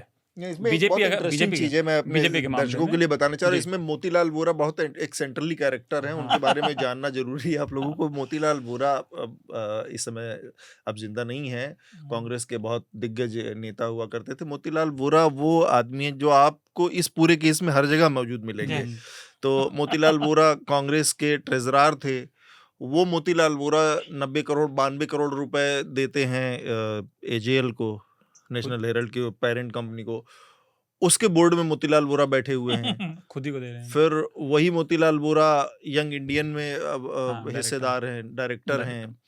फिर वही 90 करोड़ रुपए कांग्रेस पार्टी वाले मोतीलाल वोरा एजेएल वाले वोरा से कहते हैं कि आप 50 लाख रुपए में निपटा लो इनसे, जो इस वाले में यंग इंडियन में बैठे मोतीलाल वोरा हैं। तो मोतीलाल वोरा का जो कैरेक्टर है उसमें घूम के चारों जगह से एक घूम के आता है, तो वो बड़ा एक इंटरेस्टिंग वो है। इस पर एक टाइम में मैंने जब स्टोरी की थी तो वो उसका एक ट्रायंगल बन रहा था जहां पर हर जगह मोतीलाल वोरा उसमें मौजूद मिल रहे थे। तो ये है, इसमें मेरा ये कहना है कि गड़बड़ी बाद की बात है, एजेंसीज भी बदमाशी जो कर रही है वो बात की बात है, लेकिन इस पूरे उस प्रक्रिया के इंटेंशन पर एक बड़ा सवाल है, जो कि वास्तव में एक सवाल है कि ये जरूरत क्यों आई। मेरा सवाल ये है कि हो सकता है कि इसमें गांधी परिवार और ये जो चेंज हुआ पूरी तरह से पाक साफ हो, लेकिन क्या वो जो 5000 फ्रीडम फाइटर्स थे ओरिजिनल, जिनके पास इसके शेयर्स थे जब नेहरू जी ने बनाई थी, उनको इसको इंटीमेट किया गया, उनसे कंसेंट ली गई कि भैया अपनी, जहां तक मुझे जानकारी मिली थी जब मैं स्टोरी को फॉलो कर रहा था, उस समय इन्वेस्टिगेट कर रहा था, किसी को कोई इन्फॉर्मेशन नहीं है, किसी को कोई वो इवन बोर्ड की मीटिंग्स नहीं हुई थी, क्योंकि बहुत सालों तक बीच में डिफंक्ट पड़ा रहा। 8 में जब पब्लिकेशन बंद हुआ उससे पहले बहुत समय तक डिफंक्ट पड़ा रहा, तो कोई काम ही नहीं हो रहा था। ये इसकी एक स्थिति थी। उनके रिप्रेजेंटेटिव भी क्लैरिफिकेशन मैं चाहती हूँ, क्या 5000 जब ये इक्विटी चेंज्ड हैंड्स, क्या 5000 स्टेक होल्डर्स थे या 700 स्टेक होल्डर्स थे? उस समय चेंज हो गया था। 5000 ओरिजिनल थे, लेकिन बीच में क्योंकि कुछ लोगों की डेथ हो गई, कुछ लोगों ने किसी को ट्रांसफर नहीं किया, तो वो चेंज हो गई थी बाद में। तो रियली जब जिस टाइम पे चेंज हुआ, अभी 90 के बाद काफी चेंज हुआ है, लेकिन वो जितने भी लोग रहे हों, वो उनकी कोई लिस्टिंग हुई, उनसे कोई कंसेंट लिया गया, वो एक सवाल। उनके रिप्रेजेंटेटिव भी मोतीलाल वोरा ही थे। नहीं वो तो हाँ हम नहीं नहीं नहीं कह सही में, सकते। मतलब मैं मजाक नहीं कर रहा, सही में नहीं उनकी वो तरह तो हम उन नहीं कह सकते कि उनके नहीं, रिप्रेजेंटेटिव अगर कौन आप है। पढ़ें तो उनके रिप्रेजेंटेटिव जो थे शेयर होल्डर्स के, वो भी मोतीलाल वोरा थे उस अच्छा, मीटिंग इसकी में। जानकारी हमें नहीं है। तो ये स्थिति है। हम इस पर अब अगर आदित्य आप कुछ इसमें और जोड़ना चाहें, नहीं तो हम अगले विषय की तरफ बढ़ेंगे। नहीं, अगले विषय की तरफ बढ़िए, क्योंकि ये बात अब 25 अप्रैल को ही सब पर्दाफाश होगा जी। कि कौन क्या कह रहा है और अदालत क्या कह रही है। तो अल्टीमेटली हाँ, मतलब एक बार ये कोर्ट से भी निर्णय हो जाए, क्योंकि इस पे बहुत ज़्यादा खींचतान हो गई है। एजेंसियों ने भी इतना इसमें वो हाथ पैर मार लिया है कि कोर्ट से ये जितना जल्दी निपट जाए उतना बेहतर है। तो हम अपने अगले विषय की तरफ बढ़ें, उससे पहले हमारे कुछ सब्सक्राइबर्स ने लेटर्स भेजे हैं, उसको हम पढ़ना चाहते हैं। आप अपने लेटर हमें ज़रूर भेजें। आपके इस सुझाव, आपके पत्रों से हमें इस कार्यक्रम को सुधारने में मदद मिलती है, अपने कार्यक्रम को बेहतर बनाने में मदद मिलती है। ये बहुत ज़रूरी भी है। तरीका बहुत आसान है। podcast@newslaundry.com पर आप अपने लेटर हमें भेज दें, और सब्जेक्ट जो लाइन है वहाँ पर आप चर्चा का मेंशन ज़रूर करें। इससे वो लेटर सीधे हम तक पहुँच जाएंगे। 2 हमारे सब्सक्राइबर्स के लेटर हैं इस बार, सौरभ और अनीश श्रीवास्तव का। तो शार्दुल, क्यों ना वो लेटर पढ़े जाएं और फिर उस ठीक पर है। जो आपकी टिप्पणी है उसको हम शामिल करेंगे। सबकी। तो सौरभ लिखते हैं, हम्म। Hi team, really appreciate your work. Nuanced discussions on complex topics are need of the hour. So kudos to you guys. Extra love to Atul for his wit and humor. Thank you, Saurabh. I didn't understand why NL has to interview Nishikant Dubey. I get the need for opinions or thoughts from all sides, but he is really an uncouth politician who spreads falsehoods while abusing his privilege as MP. Mr. Jain should have taken up his offer of visiting Pakur so that he can show huge Muslim population living under one roof. Opportunity missed. तो सौरभ, मतलब मेरा बहुत छोटा सा एक इस पर comment, आपने जो पूछा है कि हमने इनका इंटरव्यू क्यों किया, thank you for all the kind words. ये हम लोग रहते हैं एक डेमोक्रेटिक देश में, हमको मालूम है, लगता है कि हमारा देश और जो हमारे देश को चलाने वाले नेता हैं, जो पावर में बैठी पार्टी है, वो बहुत लोकतांत्रिक तौर तरीकों में विश्वास रखती होगी, लेकिन सच्चाई ये है कि वो उसका कोई भी नेता न्यूज़ लॉन्ड्री से बात नहीं करता। न्यूज़ लॉन्ड्री को इंटरव्यू देना तो बहुत दूर की बात है। और या तो वो प्रायोजित इंटरव्यू होते हैं, आप देखते ही हैं चुनाव से पहले प्रधानमंत्री एक एक चैनल को 5-5 बार देते हैं, वो दर्जन के थोक के भाव वो इंटरव्यूज़ आप देखना चाहे देख सकते हैं। तो ये भी इंटरव्यू हमें नहीं दिया गया, ये हमारे सहयोगी हैं श्रीनिवासन जैन, उनको मिला था। तो बीजेपी की वॉइस, हमारा ये एक कॉन्शियस एफर्ट रहता है कि हर पार्टी, चाहे वो हमसे, हमारी कवरेज से, हमारे जर्नलिज्म से, हमारी रिपोर्टिंग से कितना भी वो हो, लेकिन हम अप्रोच करते रहते हैं, हम अपनी तरफ से कोशिश करते रहते हैं कि हम उन तक अपनी बात रखें, पहुँचें, उन तक पहुँच बनाएं। देना नहीं देना इंटरव्यू, बात करना नहीं करना, उनका अपना प्रेरोगेटिव है, लेकिन ये सच्चाई है कि भारतीय जनता पार्टी के ज़्यादातर नेता हमसे बात नहीं करना चाहते। तो ये मौका था, हमको लगा कि इसके ज़रिए उनसे कुछ सवाल पूछे जा सकते हैं, और वो मंत्री भी हैं, सरकार का हिस्सा हैं, पार्टी की ठीक-ठाक स्तर के नेता हैं, तो उनसे बातचीत इसलिए हमने की। मुझे लगता है कि उनका इंटरव्यू करने में, भारतीय जनता पार्टी के किसी नेता का इंटरव्यू करने में, खासकर तब जब वो 15 साल से, 12 साल से, 11 साल से देश को चला रहे हैं, तो उनसे बात करने में कोई हर्ज नहीं है। शार्दुल और विकास? नहीं, मुझे कुछ नहीं कहना है इसमें। अगला पत्र अनीश श्रीवास्तव का है। वो लिखते हैं, डियर न्यूज़ लॉन्ड्री टीम, आप लोग बेहतरीन काम कर रहे हैं, कृपया ऐसे ही जारी रखें। आपके पिछले पॉडकास्ट राज्यपाल और राज ठाकरे की नफरत की राजनीति के संदर्भ में कहना चाहूँगा कि यह एक शानदार पॉडकास्ट था। एक बात जिस पर हम सभी शार्दुल से सहमत हैं कि हमें ट्रंप को नारंगी इंसान और ज़्यादा कहना चाहिए। बिल्कुल अनीश, देख, नारंगी इंसान को नारंगी इंसान ना कहें तो और क्या कहें। पहले मुझे लगता था कि वह हमारी देश के सत्ता में बैठे नेताओं की तरह ही मूर्ख होंगे, लेकिन जब मैंने उनके बयान, वीडियो और वहाँ की मीडिया कवरेज देखी तो मैं हैरान रह गया कि वे कितने ज़्यादा बेवकूफ़, अनपढ़ और निरर्थक हैं। क्या बात। हाँ, मैं एक बात पर हम शार्दुल से असहमत हैं, कुणाल कामरा का आखिरी स्टैंड अप एक्ट मज़ेदार नहीं था। इस बात पर मुझे समझ है कि सबकी हास्य की समझ और पसंद अलग होती है, लेकिन मैंने वो देखा और वो वाकई में काफ़ी मज़ेदार था। इस पर FIR हो गई, ये तो मैं मान ही नहीं सकता, लेकिन फिर इस देश की पुलिस क्या करती है वो तो बस भगवान ही जाने।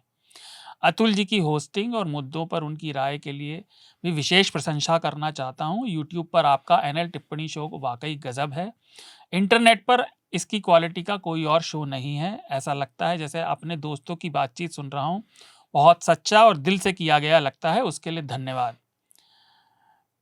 साथ ही शार्दुल से भी अनुरोध है कि वे हर हिंदी पॉडकास्ट में ज़रूर हों। मुझे उनके गेमिंग सुझाव बहुत पसंद आते हैं। अगर वह समय निकाल सके तो गेमिंग अपडेट्स पर 10 मिनट का एक्सक्लूसिव शो बहुत बढ़िया रहेगा। Thank you Anish. एक बार फिर टीम को ढेर सारा धन्यवाद और शुभकामनाएं। हमेशा न्यूज़ लॉन्ड्री का समर्थन रहेगा। वो नोट भी देते हैं कि एनएल हफ्ता की तरह एनएल चर्चा में फुटनोट्स में कोई लिंक नहीं होता जहां हम सीधे अपने सुझाव भेज सकें।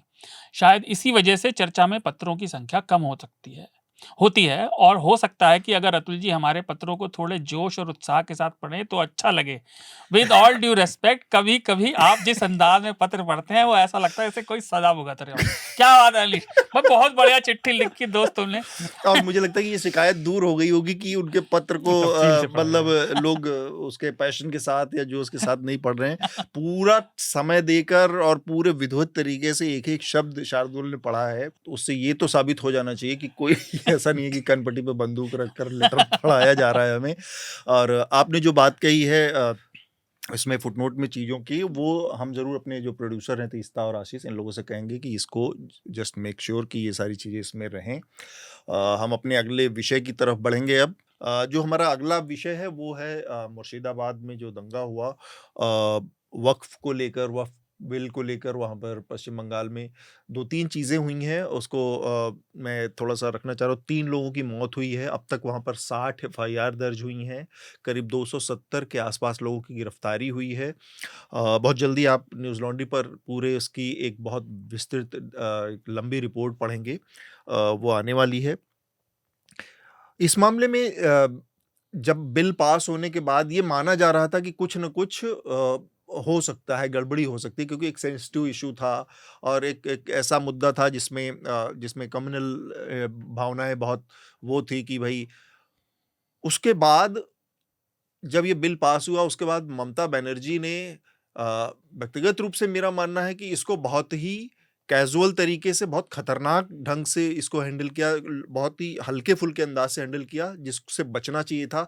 उन्होंने एक रैली की, उस रैली में उन्होंने पब्लिकली कहा कि हम इसको यहाँ पर लागू नहीं होने देंगे, हम इसको, और बहुत सारे दावे उन्होंने किए। अब एक तो ये है कि भाई सेंटर पार्लियामेंट ने कोई लॉ पास किया है, आप नहीं लागू होने देंगे, क्या नहीं। वहाँ पर पश्चिम बंगाल ऐसा राज्य है जहाँ पर बड़ी आबादी है, ऑलमोस्ट 40% के आसपास आबादी जहाँ पर मुस्लिम पॉपुलेशन है। तो आपको अपने बयानों से, अपनी बातचीत में बहुत संयम रखते हुए कोई बातचीत करनी चाहिए। तो उसकी बजाय उन्होंने एक तो बहुत प्रोवोकेटिव बयान दिया, जो मुझे लगता है कि उसने प्रोवोक किया लोगों को, भावनाओं को वो करने की बजाय उसको, वो थोड़ा उसको प्ले डाउन कर सकती थी। एक दूसरा, उसके बाद वो पहला जुमा था, पहली बार जब जुमे के लिए आपको पता होता है कि बहुत बड़े पैमाने पर लोग इकट्ठा होंगे नमाज उसके लिए, तो कुछ हो सकता है। तो वहां पर जो प्रिएम्प्टिव एक्शन होता है, एक पूर्वानुमान करके उसके लिए तैयारी की जाती है प्रशासन की तरफ से, वो मिसिंग दिखी, वो कमोबेश कम दिखी। और इसमें जो तीसरी चीज समस्या मुझे नजर आती है वो जो मुस्लिम समाज के अपने भीतर का जो कट्टरपंथी तबका है, उसके अंदर जो रेडिकल एलिमेंट है, जो मुल्लावाद है, जो वहाबिज्म जैसी चीजें हैं, वो कैसे इसमें प्ले अप कर रही थी कि आपकी दिक्कत है, आपको किसी पॉलिसी से परेशानी है, आप कि बेसिकली इस मामले में क्या था कि आपको वक्फ की नीति, जो वक्फ का संशोधित बिल पास किया सरकार ने, आपको सरकार से दिक्कत है, सरकार के खिलाफ आप प्रोटेस्ट के लिए उतर रहे हैं, उसमें आपने हिंदुओं को टारगेट किया, उसमें 3 लोगों की मौत हुई है। तो ये चीज जो आप कर रहे हैं कि गुस्सा आपका सरकार से है लेकिन मार आप अपने पड़ोसी को रहे हैं, ये जो चीज है, ये उस रेडिकलिज्म को भी आप कम करने की, उसको समझने की, उसको हैंडल करने की, और थोड़ा उसको सॉलिड हैंड से हैंडल करने की जरूरत है। मैं सबसे पहले चाहूंगा कि इस पे संबित की राय ली जाए। संबित का थोड़ा आइडिया है उस बारे में, और स्मिता को भी बहुत आइडिया होगा। तो पहले ही आप दोनों की राय ले लेते हैं, बंगाल से आप दोनों लोग संबंध रखते हैं। ये जो घटना हमारे सामने आई, कम्युनल वायलेंस का घटना जो घटी है, इसमें 3-4 एंगल और पर्सपेक्टिव से देखना चाहिए।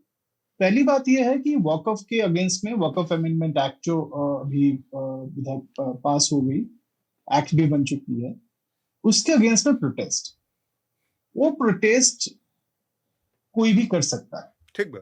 ये एक्ट पास हो जाए ना हो जाए, इसके अगेंस्ट में ये डेमोक्रेटिक कंट्री है, तो उसमें गणतांत्रिक जो स्ट्रक्चर है उसमें कोई भी कर सकता है, और वो हो रहा है। क्योंकि अब देखिए कि आप अगर इसको थोड़ा इन डेप्थ में देखिएगा कि एक मेजॉरिटी पार्टी जिसका कोई मुस्लिम सांसद नहीं है, जो जेपीसी बनाया गया था उसमें भी मेजॉरिटी था, उसमें भी माइनॉरिटी थे ये मुस्लिम एमपीज जो थे उधर।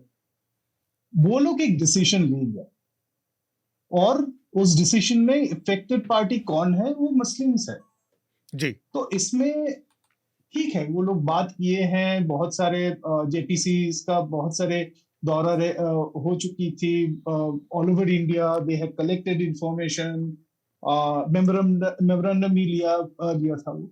लेकिन ये डिसीजन हो गया, और उसका जो इम्पैक्ट होने वाला है वो आम मुस्लिम्स के ऊपर ही होने वाला है। राइट। तो उन लोग प्रोटेस्ट किया था, तो दैट्स जस्टिफाइड, मुझे ये लगता है। लेकिन प्रोटेस्ट जो है वो पहले वायलेंट हो। पश्चिम बंगाल में जो हुआ है घटना, बीच मुर्शिदाबाद में, भांगर में, हाँ, मालदा में, वो प्रोटेस्ट वायलेंट हुआ। पहले वो रोड ब्लॉकेट कर लिया, उसके बाद पुलिस के साथ उनका पुलिस के अगेंस्ट में पुलिस को अटैक करने शुरू किया, पुलिस का जीप जलाया गया था, ये सब हो गया। That is one part. Second जो है, ये कम्युनल वायलेंस हो गया। तो ये दोनों को इसीलिए हम लोग जोड़ रहे हैं क्योंकि it happen one after another, जबकि ये दो चीज अलग है। ये कम्युनल वायलेंस क्यों हुआ? ये मुर्शिदाबाद का इंसिडेंट जो सामने आया है, जो लोग अटैक कर रहे थे शायद उनको भी पता नहीं था क्यों अटैक कर रहे हैं हिंदूज के ऊपर, और जिसके ऊपर अटैक हो रहा उन लोगों को भी पता नहीं है कि उन लोगों के ऊपर अटैक क्यों हो रहा है। ठीक बात। जो हिंदू फैमिलीज जो थे और जो बयान भी आ रहे थे, तो उनको भी पता नहीं था कि क्यों हो रहा है। ये सरकार के खिलाफ कुछ एजिटेशन है, तो ठीक है, सरकारी जो संपत्ति है उसको आग जला रहे हैं, उसके ऊपर अटैक हो रहा है, पुलिस के अगेंस्ट में अटैक हो रहा है, एनएच में बैठ गए हैं। सीए के टाइम में हम लोगों ने वेस्ट बंगाल में ही देखा था कि वो रेल के ऊपर अटैक कर रहे थे, क्योंकि रेल सेंट्रल गवर्नमेंट के अंडर में आते हैं, तो इसीलिए वो जो गुस्सा था उधर चला। तो ये सामने जो अभी आ रहा है कि ये कम्युनल जो इंसिडेंट्स हुआ है, कम्युनल वायलेंस का इंसिडेंट हुआ है, उसमें ना तो ये जो लोकल लीडर्स थे मुस्लिम्स के तरफ से भी, जो लोकल लीडर्स थे जो ये वक्फ के अगेंस्ट में प्रोटेस्ट कर रहे थे, उनका कोई कंट्रोल था, ना तो पुलिस का कुछ कंट्रोल था पूरा सिचुएशन में इनिशियली। क्योंकि ये हर जगह से ये बात सामने आ रही है कि जो जिसके ऊपर अटैक हो रहा था, वो लोग 3, 4, 5 घंटे तक पुलिस को, लोकल पुलिस स्टेशन में फोन किया कि हमें मदद चाहिए, लेकिन वो मदद नहीं मिला। जब पुलिस एक्शन में आ गया, तब पुलिस फायरिंग में एक युवा का मृत्यु भी हो गया उसमें। ये हम लोगों को देखने को मिला है, और ये पहली बार ऐसे मुझे देखने को मिल रहा है कि हिंदुओं को उनके घर छोड़ के कोई रिलीफ कैंप में जाना पड़ा। 500 से ज्यादा लोग अभी रिलीफ कैंप में हैं, जो खबर आ रही है मालदा के कुछ एरिया में, जो मुर्शिदाबाद का एडजेसेंट डिस्ट्रिक्ट है वहां से जी। तो ये कम्युनल वायलेंस के कारण जो है, मुझे जो लगता है कि बंगाल में जो नैरेटिव 2016 से चल रहा है, वो ये है कि हिंदू खतरे में है। ये सही बात है कि मुर्शिदाबाद, मालदा, ये सब माइनॉरिटी डोमिनेटेड डिस्ट्रिक्ट्स है, माइनॉरिटी ज्यादा है उधर। और इसका हिस्टोरिकल रीजन है, ऐसा नहीं है कि माइनॉरिटी ज्यादा आ गया है, हिस्टोरिकल रीजन है, जियोपॉलिटिकल रीजन भी है, क्योंकि वो बांग्लादेश के बॉर्डर के एकदम साथ जुड़े हुए हैं ये डिस्ट्रिक्ट्स। लेकिन ये मुर्शिदाबाद में जाके मैं स्टोरी करके आया कि दुर्गा पूजा के टाइम में मुस्लिम्स जो लोग हैं, उस मुसलमान लोग हैं, वो कैसे दुर्गा पूजा ऑर्गेनाइज करने में हेल्प करते हैं या एक साथ करते हैं। ये कम्युनल हार्मोनी का स्टोरीज मैं करके आ चुका हूं। लेकिन 2016 से जो नैरेटिव चेंज हो गया है, वो भयंकर है। और भी भयंकर है कि इस घटना के बाद जो खुद को लिबरल समझते थे या सो कॉल्ड सेक्युलर समझते थे, वो सच में ही थे, मतलब प्रोग्रेसिव थॉट्स थे। मेरे दोस्त लोग हैं जो मैं बहुत सारे ऐसे लोग हैं जिसको मैं पहचानता था जो ऐसे नैरेटिव में विश्वास नहीं रखते थे, वो भी आज बोलना शुरू किया है कि ये हिंदू सच में खतरे में है और हिंदू को इधर से भगाने का कोशिश चल रहा है। लेकिन वो कॉन्स्पिरेसी में अगर सच में ही ऐसा है तो उसमें आम मुस्लिम या आम हिंदू का कोई रोल नहीं है, लेकिन सफर वही कर रहा है। और टीएमसी का इतना दबाव है उधर, क्योंकि उधर काउंसलर से शुरू करके सांसद तक टीएमसी का नेताओं देता है उधर, बिल्कुल संभालता है, जिसको इधर कंट्रोल नहीं है। नहीं तो वो लोग चाहते हैं कि ऐसा कम्युनल वायलेंस हो तो पोलराइजेशन हो जाए। और ये मेरा चौथा पर्सपेक्टिव है कि 2016 से बीजेपी जैसे ही बढ़ता गया इधर बंगाल में, उस समय से ये पोलराइजेशन का नैरेटिव बहुत बढ़ गया है और अभी जो है वो एक कल्मिनेशन के पॉइंट में पहुंच रहा है। और ये जो कम्युनल वायलेंस हुआ है इससे बीजेपी फायदा उठा रही है, टीएमसी भी फायदा उठा, ये टीएमसी को भी फायदा करेगा। मुझे लगता है कि एक पोलराइजेशन और इलेक्शन चूंकि अगले साल की शुरुआत में ही है तो वो एक बड़ा इशू हो सकता है, वो बड़ा कारण हो सकता है उसके लिए। स्मिता जी बिल्कुल अतुल। और देखिए, सबसे पहले तो एक बहुत अफसोसनाक बात है, आप अगर देखें जो 3 लोग जिनकी मौत हुई है, एक उसमें 17 साल का स्टूडेंट है, आई थिंक एजाज अहमद है। दूसरी ओर एक परिवार के 2 लोग हैं, हरगोविंद दास हैं जो कि पिता है 65 साल के, और उनका बेटा है चंदन दास जो 35 साल का है। तो एक 17 ईयर ओल्ड, एक 35 ईयर ओल्ड, एक 65 ईयर ओल्ड, और ये 2 जो है आम बकरियों के आई थिंक व्यापारी थे। इस तरह के आम लोगों की जान जाना अपने आप में, और ये एक निश्चित रूप से विदाउट अ डाउट ये एक लॉ एंड ऑर्डर सिचुएशन की पूरी जो जिम्मेदारी है वो ममता बनर्जी की है। वो दिल्ली जैसे स्टेट में तो नहीं है जहां वो कह सकती है कि भाई पुलिस मेरे पास नहीं है, पुलिस मेरे नियंत्रण में नहीं है, पुलिस होम मिनिस्ट्री के तहत है। यहाँ पर you are in chief minister of a full state. तो जाहिर सी बात है कि अगर इस तरह के फेलियर हो रहे हैं, इस तरह की अगर कम्युनल वायलेंस हो रही है, तो जिम्मेदारी आपको लेनी पड़ेगी कि ये आप ऑस्ट्रिच सिंड्रोम से काम नहीं चल सकता कि हर चीज में ही आप बस विक्टिम कार्ड खेल दें और ये कह दें कि नहीं मेरी गलती है ही नहीं। क्योंकि अगर लोग अब और दोनों ओर से ये दावा किया जा रहा है कि पत्थरबाजी उसने शुरू की, हमने शुरू की, जैसा आमतौर पर इस तरह के मामलों में होता है, जो झड़पें शुरू हुई थी। लेकिन हाईवे पर जिस तरीके की रिपोर्ट्स आई हैं, जिन लोगों ने ग्राउंड रिपोर्ट्स दिए हैं, जिस तरह के स्टोर्स लाठियां लेकर क्राउड्स पहुंची थी, क्या इसकी जानकारी नहीं मिली थी पुलिस को, या पुलिस को जानकारी थी लेकिन उन्होंने चुना कि आप इस पे एक्ट नहीं करेंगे? तो केंद्रीय बलों को जब हाईकोर्ट को कहना पड़ता है कि केंद्रीय बलों को आप वहां पे तैनात करें, आप वहां पर पहुंचाएं, तो वो निश्चित रूप से वो किसी भी राज्य सरकार के लिए, जो भी वहां पर पार्टी है पक्ष सत्ता में, उनके लिए एक वो ह्यूज एम्बैरेसमेंट है और उसकी एक नैतिक जिम्मेदारी भी उनको लेनी पड़ेगी। बिल्कुल। दूसरी बात है, देखिए इस मामले में ममता बनर्जी को निश्चित रूप से ये बिल्कुल मतलब अगर वो चाहती हैं कि इस मामले को कंट्रोल करें, क्योंकि जैसा संबित बता रहे थे कि जिस मुर्शिदाबाद में आप कम्युनल हार्मनी की बात करते थे, वहां पर इस तरह का कम्युनल वायलेंस की जो खबरें आई हैं और जो मामले हुए हैं, एक तो पीडी ट्रायल प्रोसेस आप करें, जिन लोगों ने भी इस तरह की हरकतों को अंजाम दिया है, काम किया है, हमारी यहाँ इन्वेस्टिगेशंस झूली रह जाती हैं, सालों साल तक झूली रह जाती हैं, और उसके बाद पता नहीं चलता कि कौन से लोग छूट रहे हैं, कौन से लोग गलत हैं, कौन से लोग सही हैं। और इसी वजह से इस तरह के दंगे जब होते हैं तो दंगा करने वालों की जो हिम्मत है वो कमजोर नहीं पड़ती है, और ना ही लोगों के मंसूबों पर पानी फिरता है और लोगों को लगता है कि भाई हम दंगे करके निकल जाएंगे। तीसरी बात है, देखिए ये निश्चित रूप से ये भी एक अफसोसनाक स्थिति है। बंगाल एक प्रेस्टीज बैटल है बीजेपी के लिए विदाउट अ डाउट। आज की तारीख में अमित शाह, नरेंद्र मोदी के लिए बहुत बड़ा प्रेस्टीज बैटल ग्राउंड है।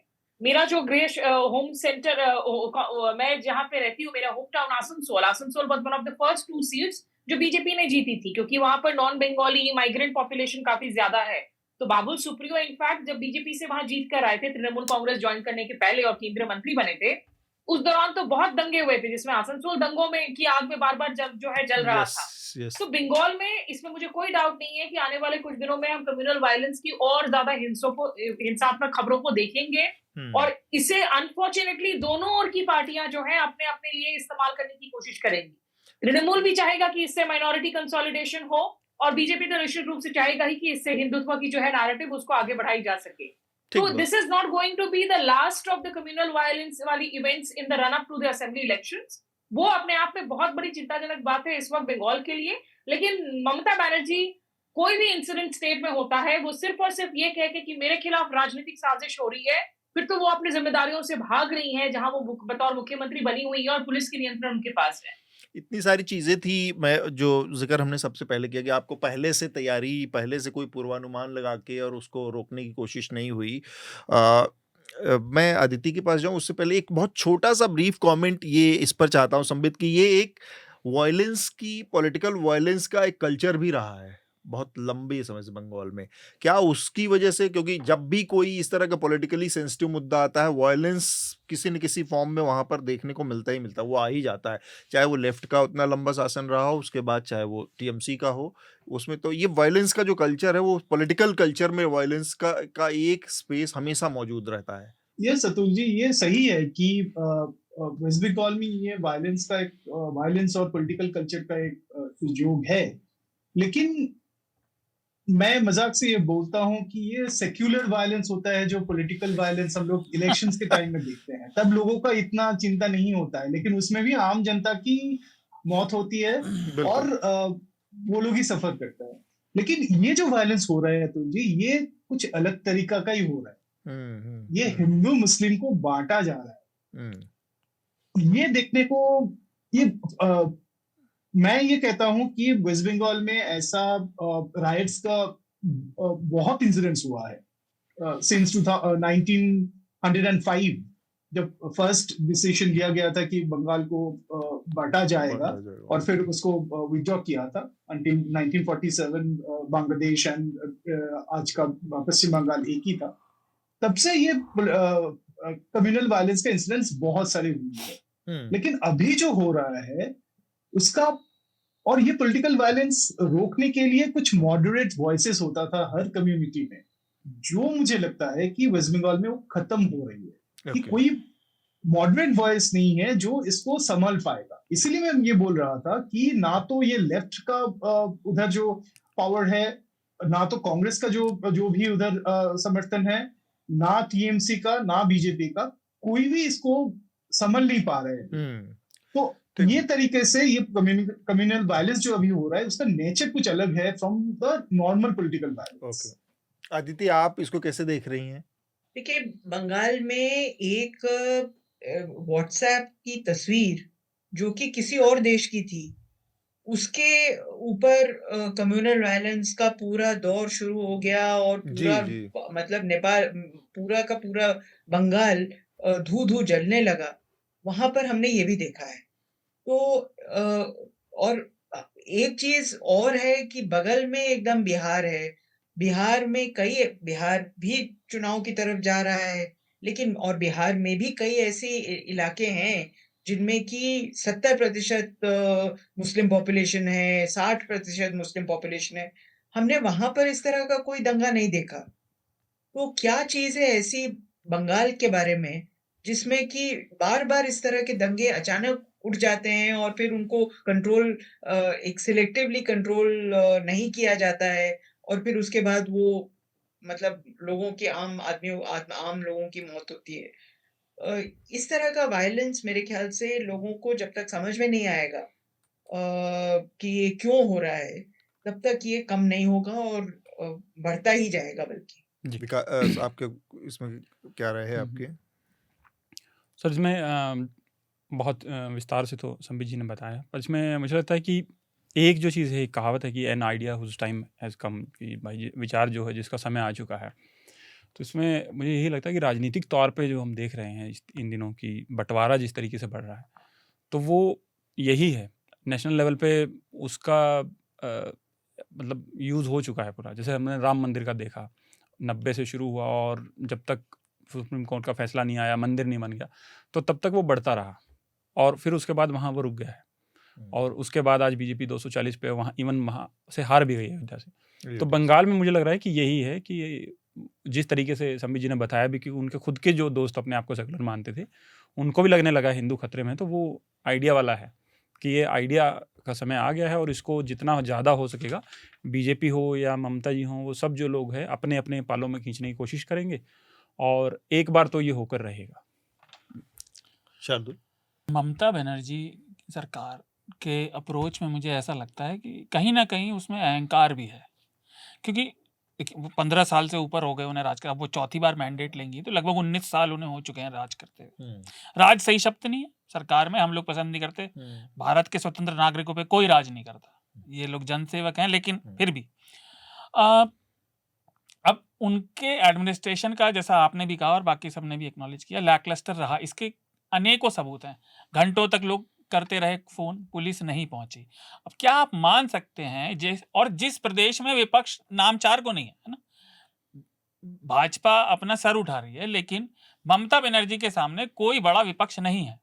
थोड़ा बहुत जो लोकसभा चुनावों में पिछली बार हुआ था वो विधानसभा चुनावों में ममता ने खत्म कर दिया था, है ना, उनकी जीत पूरी हुई थी। समाज, जैसा कि उन्होंने कहा था कि हमारा समाज बटा नहीं, वोट सही से किया, है ना।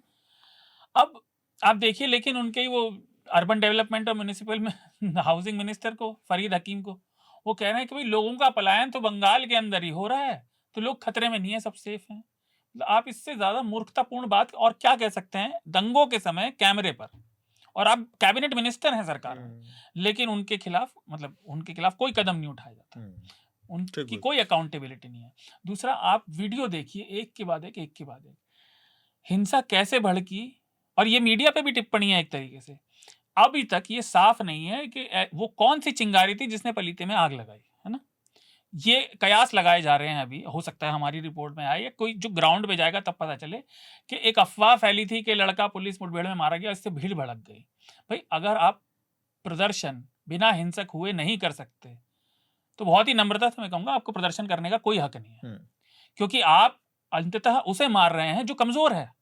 आप देखिए कितने वीडियो हैं कि महिलाएं और छोटे बच्चे या बुजुर्ग डरे हुए हैं बिल्कुल कि हमारी मदद को कोई नहीं आ रहा, कांप रही है उनकी आवाज, किसी तरीके से वो निकल के वहां से भाग रहे हैं, और उस सब पे राजनीति चल रही है। मतलब ममता बनर्जी ने क्या आरोप लगाया है कि बीएसएफ ने सीमा पार के दंगाइयों से करके, और उन्होंने अपनी पुलिस को कहा कि बीएसएफ की जांच करो।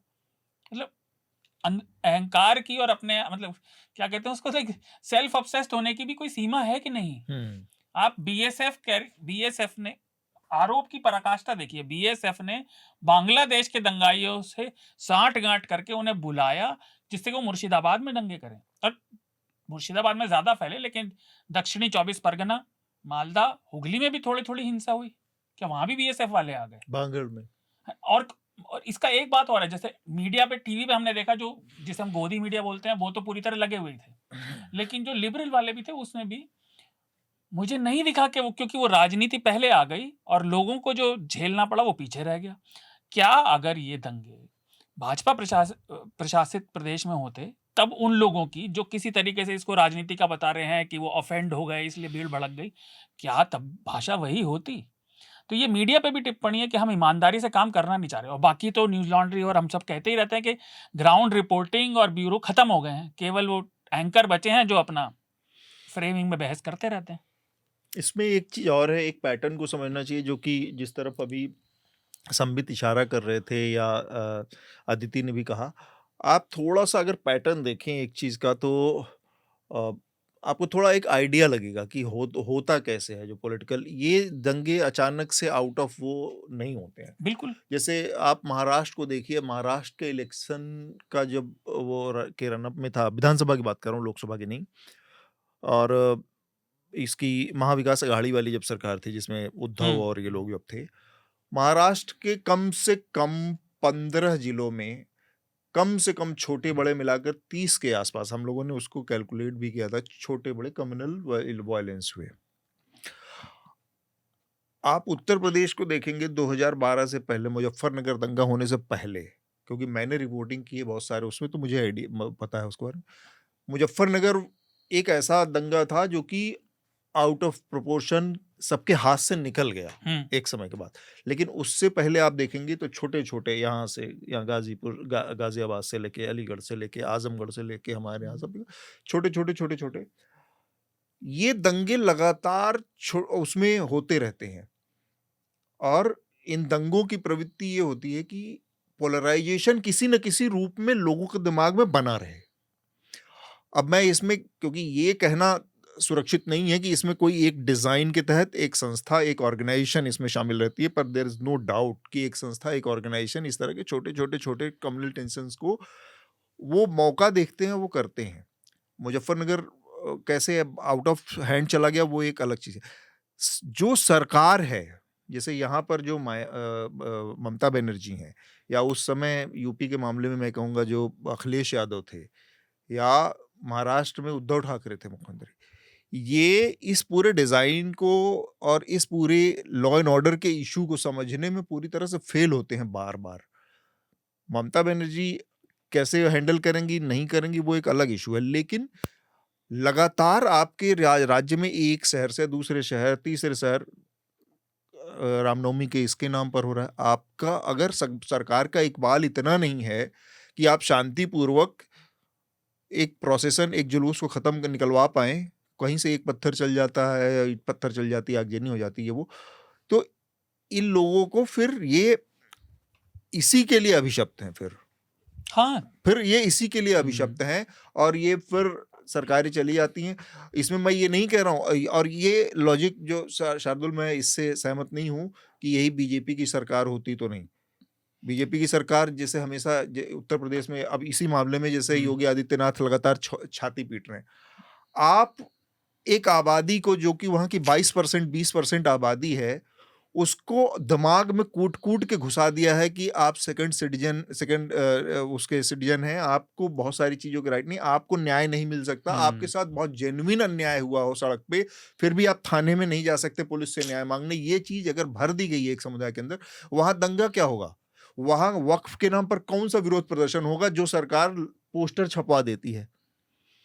ये सीए एनआरसी के टाइम पे उत्तर प्रदेश के हर शहर में पोस्टर छपवा दिए गए कि ये सीए एनआरसी का, लखनऊ से लेके आजमगढ़ से लेके बनारस से, आप पोस्टर चिपकवा देते हैं लोगों को कि इनसे वसूली होगी। अंग्रेजों का राज है यहाँ पे, ब्रिटिश जैसे वसूली करते थे, या ब्रिटिश जैसे गाँव का, तो आप उससे उसकी तुलना नहीं कर सकते। नहीं, मैं तुलना नहीं कर रहा था, मेरा केवल अभिप्राय था वो मीडिया की तरफ जो सरकारें देख के आलोचना करता है। प्रशासन की आलोचना अगर आम लोगों, देखिए जैसे संबित कह रहे थे, पिसता तो नीचे का व्यक्ति है, गरीब व्यक्ति या जो भी भुक्तभोगी है, वो आम जनता पिसती है। मीडिया का काम प्रशासन देख के आलोचना करना नहीं है, मीडिया का काम है जो भी प्रशासन है उसे जवाबदेह ठहराना। जैसे आपने कहा, उसका एक बड़ी कॉमन कहावत चलती है कि भाई पुलिस और प्रशासन के संज्ञान के बिना दंगा हो नहीं सकता। ये हिंदुस्तान में हर कोई कहता है कि भाई ऐसा होता ही नहीं कि सरकार को या उसके प्रतिनिधियों को, प्रशासन को पता ना हो कि जो है स्थिति जमीन पे सुलगने वाली है, वो राजनीतिक रोटियां सेकने के लिए उसे होने दिया जाता है, कराया जाता है। ये बात सही, मैं केवल उस स्पेसिफिक मीडिया के लिए कह रहा था जो प्रशासन देख के आलोचना करता है। वो गोदी मीडिया में भी लागू होता है। अगर यही काम भाजपा वाले में होता तो वो इतना शोर नहीं मचा रहे होते। ठीक बात। तो ये मैं बता रहा था कि सरकार के सरकार अगर शख्स हाथों से ये कंट्रोल नहीं कर पाते हैं, इसका कारण ये है कि वो करना नहीं चाहते। ये एकदम सही बात है, क्योंकि जो हो रहा है पश्चिम बंगाल में कि ममता बनर्जी को लगता है कि 30% जो मुस्लिम्स है, वो मुस्लिम वोट बैंक जो भी है, वो उनके साथ रहना चाहिए, वो साथ देगा। तो वो अभी, हाँ, लेकिन वो दूसरी तरफ से जो करना चाहती है कि वो प्रो मुस्लिम जो इमेज है उससे वो बाहर आना चाहती है। इसके लिए 30 अप्रैल को जगन्नाथ देव का मंदिर का उद्घाटन हो रहा है और उसके लिए वेस्ट बंगाल गवर्नमेंट उसको स्पॉन्सर किया ये बनाने में। एक तरफ से वो कर रही है, दूसरी तरफ से जो मुस्लिम डोमिनेटेड एरियाज है उधर वो अपना जो भी नेताओं हैं उनको फ्री हैंड देके रखा है। अभी ये फिराद हाकिम का बात हो रही थी, और एक मंत्री है जिसका बहुत प्रोवोकेटिव स्पीचेस सामने आ चुकी थी, और कोलकाता में वो भाषणबाजी कर रहा था, सिद्दीकुल्ला चौधरी। तो इतना प्रोवोकेटिव उसका भाषणबाजी था कि मैं 2000 लोगों को हर कोने में, कोलकाता के हर कोने में बिठा दूंगा तो कोलकाता पूरा स्तब्ध हो जाएगा, ये सब बातें किए हैं। तो ये जो नेताओं हैं इनको फ्री हैंड देके रखा है कि आप अपना इलाका आप संभालो, लेकिन उन लोगों के पास भी वो कंट्रोल नहीं है और सरकार भी वो उसके ऊपर स्ट्रॉन्ग कोई एक्शन नहीं ले रहा है। तो ये प्रॉब्लम हो गया और इसी बीच में ये पॉलिटिकल नैरेटिव जो है वो चल गया। अब ममता बनर्जी ने अपने लोगों को फ्री हैंड दे रखा है, और मुझे आश्चर्य हुआ कि अधीर रंजन चौधरी कहाँ थे, उनका इलाका था वो, वहाँ के एक टाइम के इतने पावरफुल स्ट्रांग लीडर हुआ करते थे, और वो पूरी तरह से इस पूरे दंगे फसाद दौरान किसी को पता ही नहीं कि अधीर रंजन चौधरी कांग्रेस पार्टी कहाँ है इसमें, इस पूरे नहीं, अधीर रंजन चौधरी बहुत सारे इलाका में गए हैं और he has visited a lot of places जो सामने आ रहे हैं, लोकल चैनल्स में भी आ रहे हैं। अच्छा, इधर नेशनल मीडिया में तो वो नहीं दिखे। ओके, एक चीज और हुई है, हाँ, अभी गवर्नर भी पहुंच गए हैं वहाँ, ओके, जो हाँ गवर्नर, जबकि ममता जी बनर्जी ने कहा था कि आप कम से कम, मैं खुद नहीं जा रही हूँ अभी मुर्शिदाबाद वहाँ, तो आपको नहीं जाना चाहिए। पिछले हफ्ते सुप्रीम कोर्ट ने ये भी कहा था कि भाई इस तरीके से राजनीतिक पचड़ों में नहीं पड़ना चाहिए गवर्नर वो को। जो योगी जी ने कहा ना कि लाठी इसका लाठी इलाज वाला है, है, जो हाँ, वो लाठी चलाना जानते वो हैं। लाठी चलाना। जैसे हाथरस का जब हुआ हाँ, तो किसी विपक्षी नेता को हाथरस नहीं जाने दिया जाने गया, दिया। लेकिन ये राहुल गवर्नर गांधी पहुंच से गए वहाँ, लेके, बताइए। इनसे लेके, उनसे लेके, ये लोग डेमोक्रेटिक उसकी बात करते हैं, स्पेस की बात करते हैं कि लोकतांत्रिक प्रक्रिया, और इनका जीरो कतई भरोसा नहीं है। ममता बनर्जी भी चाहती तो वहां पर कॉर्डन ऑफ कर सकती थी। खैर, गवर्नर का प्रोटोकॉल अलग होता होगा, लेकिन तमाम विपक्षी पार्टी, विपक्षी लोग, मैं शुभेंदु चौधरी को देख रहा, शुभेंदु अधिकारी को देख रहा हूँ, वो लगातार बयानबाजी कर रहे हैं, इधर उधर दौरे कर रहे हैं। वो चाहती तो वो भी रोक सकते, लेकिन वो लाठी चलाने वाला हुनर नहीं पता होगा। तो हम अपनी जो हमारा अगला विषय है उस पर बढ़ते हैं, और वो आखिरी विषय है आज का। सबसे मैं एक एक कमेंट चाहूँगा, वो है हमारे उपराष्ट्रपति जगदीप धनखड़ का मामला। उन्होंने एक बयान दिया है और उस पर काफ़ी चर्चा हुई है, बहुत सारे अखबारों में भी बात चल रही है। उन्होंने अपने बयान में जो बेसिकली 2-3 बातें कही हैं वो बहुत महत्वपूर्ण है। उन्होंने एक तो संविधान के आर्टिकल 142 जिसके जरिए सुप्रीम कोर्ट को ये अधिकार मिले हैं कि वो विधायिका के फैसलों को जज कर सके या उसको रिव्यू कर सके, उसको उन्होंने कहा है कि ये न्यूक्लियर मिसाइल बन गया है। और supreme court as an institution, पूरी बॉडी को उन्होंने कहा है कि ये एक किस्म की सुपर पार्लियामेंट बन गई है, विशेष संसद की तरह से व्यवहार कर रही है। तो आमतौर पर बहुत ऑब्जेक्टिव और सुपरलेटिव में बात करने के आदी हैं। उनको लगता है कि जब वो मुंह खोलते हैं इवन पार्लियामेंट में भी, तो उनको लगता है कि 2-4 विशेषण और वो नहीं अगर जोड़ेंगे तो उनकी विद्वत्ता को लोग कम आंकेंगे और उनको मूर्ख समझ लेंगे। वो हमेशा उस पॉइंट ऑफ व्यू से बोलना शुरू करते हैं। पता नहीं कि उनके अंदर एक कॉम्प्लेक्स हमेशा रहता है। आप देखिए, बिना अननेसेसरी कॉमेंट देते हैं जब किसी को बोलने के पहले, किसी को बोलने के बाद। एनीवे, इस बयान में एक संवैधानिक पोस्ट पर रहते हुए जो बयानबाजी उन्होंने की सुप्रीम कोर्ट को लेकर, उनको 2-3 चीजें हैं। मैं जाऊंगा कि जो हमारे साथ जुड़े मेहमान हैं और आप सारे लोग अपनी राय दें। बस मैं 2-3 चीजें, एक तो ये जो फैसला आया, मैं कॉन्ट्रडिक्शन की तरफ इशारा कर रहा हूं। ये जो फैसला आया, कायदे से उनका जो दुख है, वो दुख है कि विधायिका के ऊपर जुडिशरी सुपरसीड कर रही है, उसके फैसलों में, उसके अधिकारों में हस्तक्षेप कर रही है, इंटरफेयर कर रही है। और ये इसका कॉन्टेक्स्ट ये है कि सुप्रीम कोर्ट ने तमिलनाडु के राज्यपाल RN रवि के ऊपर कमेंट किया, टिप्पणी की कि वो पिछले 4 साल से 5 साल से तमाम जो उसके 10 के करीब पास किए हुए विधेयक हैं उसके ऊपर कुंडली मारकर बैठे। आप ऐसा नहीं कर सकते, या तो आप उसको 1 महीने के अंदर पास कीजिए, और अगर आपने राष्ट्रपति के पास भेजा है तो राष्ट्रपति को भी इसको 3 महीने के अंदर पास करना चाहिए, किसी भी विधेयक को। ये कहकर उन्होंने रेट्रोस्पेक्ट से उसको फैसले को, उस सारे विधेयकों को पास मान लिया। अब ये जो फैसला था तमिलनाडु सरकार के पक्ष में गया। अब कायदे से अगर धनखड़ जी को अपने अंदर के उस कॉन्ट्रडिक्शन का अंदाजा होता तो वो अपनी जुबान को वहीं पर लगाम दे लेते, चुप हो जाते कि मैं जो बोल रहा हूं वो मैं बोल तो रहा हूं सुप्रीम कोर्ट के खिलाफ, लेकिन दरअसल सुप्रीम कोर्ट ने जो किया है वो चुनी हुई सरकार को ही मजबूत करने का काम किया है। बस केवल प्रॉब्लम ये है कि वो विपक्ष की सरकार है, वहां पे DMK की सरकार है। किया तो उन्होंने असेंबली को ही सबसे ऊपर रखा ना, उन्होंने तो इलेक्टेड गवर्नमेंट को ही ऊपर रखने का काम किया था। लेकिन इस मूर्खता में वो पूरी चीज भूल के और उन्होंने ऐसे ऐसे कमेंट किए हैं। आज बहुत सारा उस पर वो भी आर्टिकल्स भी छपे हैं और उसमें क्या कहते हैं एडिटोरियल्स भी छपे हैं। तो ये जो एक वो है, मैं चाहूंगा कि उनके बयान के ऊपर क्या है उसको देखते। मेरी बस छोटी सी अपनी जो ओपिनियन वो एक और इतनी भर है कि कोर्ट जो है इस देश में या किसी भी देश में, वो सरकार का हिस्सा बनकर नहीं रह सकते। उसको बहुत साफ साफ लाइन से सरकार, जो चुनी हुई सरकार या जो पार्लियामेंट असेंबली है जो चुनी हुई विधायिका है, उससे अलग रहना ही पड़ेगा। और इस तरह के मामलों में जब आप कोर्ट में पहुंचते हैं तो फिर आप इस प्रेजुडिस या इस भावना से नहीं पहुंच सकते कि आप इनसे ऊपर हैं किसी उसमें हायरार्की में या पद में या इसमें, क्योंकि वहां पर आप एक पार्टी के तौर पर गए हैं। एक पार्टी वहां पर वो है जो कि वक्फ के पक्ष में होगी या उसके विपक्ष में होगी, दूसरी पार्टी बनाम भारत सरकार होगी। तो भारत जब आप किसी तीसरे के, तो जाहिर सी बात है उसका उसका उसका हायरार्की में वो ऊपर है, वो फैसला देने के लिए ही बैठा है। तो भारत सरकार को बनाम जो दूसरी पार्टी है उस मामले में इस तरह से देखेंगे, तब जाकर आप समझ पाएंगे कि भैया कोर्ट की एक भूमिका है, आप उसको सरकार के साथ नाद कर सरकार के का हिस्सा बनाकर नहीं देख सकते हैं। बस इतना सा मेरा एक अपना लिमिटेड वो है। सबसे पहले मैं अदिति से चाहूंगा, आप कैसे इस फैसले को देखती हैं, जो इनके बयानबाजी को? देखिए, पुराने ज़माने में हम लोग कहा करते थे, एक धारणा सी थी कि किसी भी पार्टी का स्पोक्स पर्सन जो कि ब्रीफिंग करता है, वो पत्रकार नहीं होना चाहिए, क्योंकि वो पत्रकारों को लेके पूर्वाग्रह, अपनी दोस्ती, अपने यार दोस्तों को उसके सामने कुछ कहता है, बाकी तो कुल मिला के वो एक ऐसा दूत नहीं होना चाहिए, जो कि पार्टी को सही तरीके से उसकी पोज़ीशन रख सके अपने पूर्व कॉलीग्स के सामने। धनखड़ जी एक बहुत ऊँची चोटी के वकील हैं और सुप्रीम कोर्ट में सीनियर एडवोकेट हैं और रह चुके हैं, और हाई कोर्ट में बहुत उनका राजस्थान हाई कोर्ट में बहुत दबदबा है। तो बहुत सारे केसेस लड़ के जीत चुके हैं।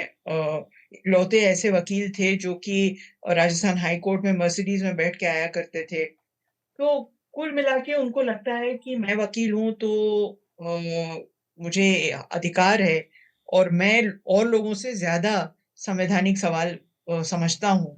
हमने ये नहीं सुना कि ओम बिरला कहीं कुछ बोल रहे हैं या किसी तरह का क्रिटिसिज्म कर रहे हैं सुप्रीम कोर्ट को लेके। ये पहली बार नहीं है कि धनखड़ जी ने सुप्रीम कोर्ट की भर्त्सना तो नहीं कहना चाहिए, लेकिन सुप्रीम कोर्ट को लेके सवाल उठाए हैं। पर वो जो सुपरलेटिव इस्तेमाल किए, आई थिंक वो बहुत चिंताजनक है। मतलब इस तरह के सुपरलेटिव से बचना चाहिए उनको। अब उनको आदत है, तो आप किसी आदमी की आदत को तो नहीं बदल सकते। आदत तो क्या ही बिगाड़ सकते हैं। हाँ, ठीक बात। तो मतलब थोड़ा लैटिट्यूड देना चाहिए, वो डिस्काउंट कर देना चाहिए, लेकिन मेरे ख्याल से सुप्रीम कोर्ट भी करेगा। जहां तक सुप्रीम कोर्ट का मामला है, मेरे ख्याल से जस्टिस संजीव खन्ना ने अभी जो कहा कि जब हम इस कुर्सी पे बैठते हैं तो हमारा कोई धर्म नहीं होता है, हम अपना धर्म बाहर छोड़ के आते हैं। तो मेरे ख्याल से वो एक तरह से दर्शाता है कि हमारा कोर्ट आज की तारीख में देश काल वातावरण को देख कर भी एक भूमिका निभा रहा है, जो कि जिसके बारे में मतलब कुल मिला के लोगों के मन में ये है कि सुप्रीम कोर्ट किसी तरह की अति नहीं करेगा, हमारे साथ न्याय ही करेगा, चाहे वो हमारे फेवर में न जाए। जी, ठीक बात है। स्मिता? मैं बस यही कहूंगी अतुल की ये जो दिक्कत है ना, आपने गवर्नर रवि का नाम लिया, उसके पहले हम गवर्नर बोस की बात कर रहे थे। बंगाल में लगातार जो गवर्नर्स हो या वाइस प्रेसिडेंट हो, जो कॉन्स्टिट्यूशन एक तरीके से संवैधानिक पदों पर बैठे हुए पोजीशंस की गरिमा का ख्याल ना रखकर सीधे तौर पर राजनीतिक टिप्पणियां करना या इस तरह के इंस्टीट्यूशंस पर कमेंट करना, जो अपने आप में एक तो जो हम एग्जीक्यूटिव, जुडिशरी और लेजिस्लेचर को सेपरेट रखने की बात करते हैं, उस पर एक रिफ्लेक्शन होता है, चिंताजनक रिफ्लेक्शन होता है। और टाइम्स ऑफ इंडिया में जो आज का संपादकीय है, जिसको मैं एक रिकमेंडेशन के तौर पर देने वाली थी, जिसमें आउट ऑफ लाइन कहा गया है वाइस प्रेसिडेंट धनखड़ साहब को, और ये साफ तौर पर कहा गया कि लोकल स्टैंड ही नहीं है इस तरीके से इन मसलों पर ऐसे कमेंट्स देने का। ठीक है, व्यक्तिगत रूप से आपकी जो भी बिहेवियर पैटर्न्स रही हो, आपका एक एडवोकेट का प्रोफेशनल बैकग्राउंड रहा है, लेकिन आप जब एक संवैधानिक पद पर बैठ रहे हैं और उस पद पर बैठकर जो है कुछ बातों को आपको उस पे गौर करना होगा और आपसे उम्मीद की जाती है कि अकॉर्डिंगली यू विल एक्ट। तो ये मुझे लगता है कि ये अपने आप में जो है ना, ये एक एक पद पर जो बार बार राजनीतिक कंट्रोवर्सीज हो रही हैं, वो बड़ी चिंताजनक बात है। क्योंकि और धनखड़ साहब तो खैर विवादों में बने ही रहते हैं लगातार। तो ये टीओआई वाली जो संपादकीय है, एक तो ये भी अच्छी बात है कि एक मेन स्ट्रीम अखबार ने बड़े दिनों बाद जो है बड़ी स्पाइन दिखाते हुए इतना क्लियर कट एक संपादकीय लिखा है, इसलिए भी मैं उसे रेकमेंड कर रही थी। आमतौर पर आजकल देखने को नहीं मिलता है, बट ये मतलब ठीक है, व्यक्तिगत आपकी चाहे जो भी आदतें रही हो। अब स्मिता शर्मा को जो भी आदतें रही हो, जो मेरी बुराइयां हैं, अच्छाइयां हैं, व्यक्तिगत रूप से, कल को अगर मैं इस देश में कोई कॉन्स्टिट्यूशनल पोस्ट अपनाती हूँ, और वो भी जिस पोस्ट में जो सेरेमोनियल हेड्स वाली पोस्ट्स हैं, एक आपको एक तरीके से एक बिहेवियर आपसे एक्सपेक्ट की जाएंगी, which you will have to respect that chair. बाकी तो जो है तो सब ठीक है, लेकिन हम चाहेंगे कि आप किसी संवैधानिक पोस्ट पर किसी दिन बैठें। इंशाल्लाह। संबित, आपकी टिप्पणी सबसे पहले। ये जगदीप धनखड़ जी हैबिचुअल ऑफेंडर है। जब वो वेस्ट बंगाल के गवर्नर रह चुके हैं, तभी वो पॉलिटिकल पार्टी का स्पोक्सपर्सन के हिसाब से बात करते थे। वो सही है जो बाकी लोग बोल रहे थे कि ये संवैधानिक एक पद पे बैठे हुए हैं, तो उसका गरिमा का ख्याल रखना चाहिए उनको, क्योंकि ये जो लेजिस्लेटिव हाउसेस है या एग्जीक्यूटिव है और ये जुडिशरी है, तीन जो स्तंभ है हमारा गणतंत्र का, जो स्तंभ है, उनके बीच में ऐसा कुछ नहीं होना चाहिए कि एक दूसरे के साथ लड़ रहा है। ये सुप्रीम कोर्ट हो या जुडिशरी हो, तभी इंटरवेन करती है जब कुछ गलत हो रहा है एग्जीक्यूटिव और नहीं तो लेजिस्लेटिव हाउसेस में। तो वही किया है सुप्रीम कोर्ट ने। और ये सही बात है कि आप जो बोल रहे थे कि एक इलेक्टेड डेमोक्रेटिक गवर्नमेंट को प्रोटेक्ट करने की बात किया है सुप्रीम कोर्ट ने, कि जो भी बिल आ रहा है वो रिजेक्ट करो, नहीं तो एक्सेप्ट करो, ये इसका असेंट दे दो और इसको एक्ट बनाओ। इसके ऊपर कोई फैसला नहीं लेके you actually disrespect the elected representatives there in legislative assemblies. तो ये जगदीप धनखड़ जी को समझना चाहिए कि लड़ने के लिए वो ये संवैधानिक पद में नहीं बैठे हुए हैं। They are supposed to respect the constitution. Right, ठीक बात।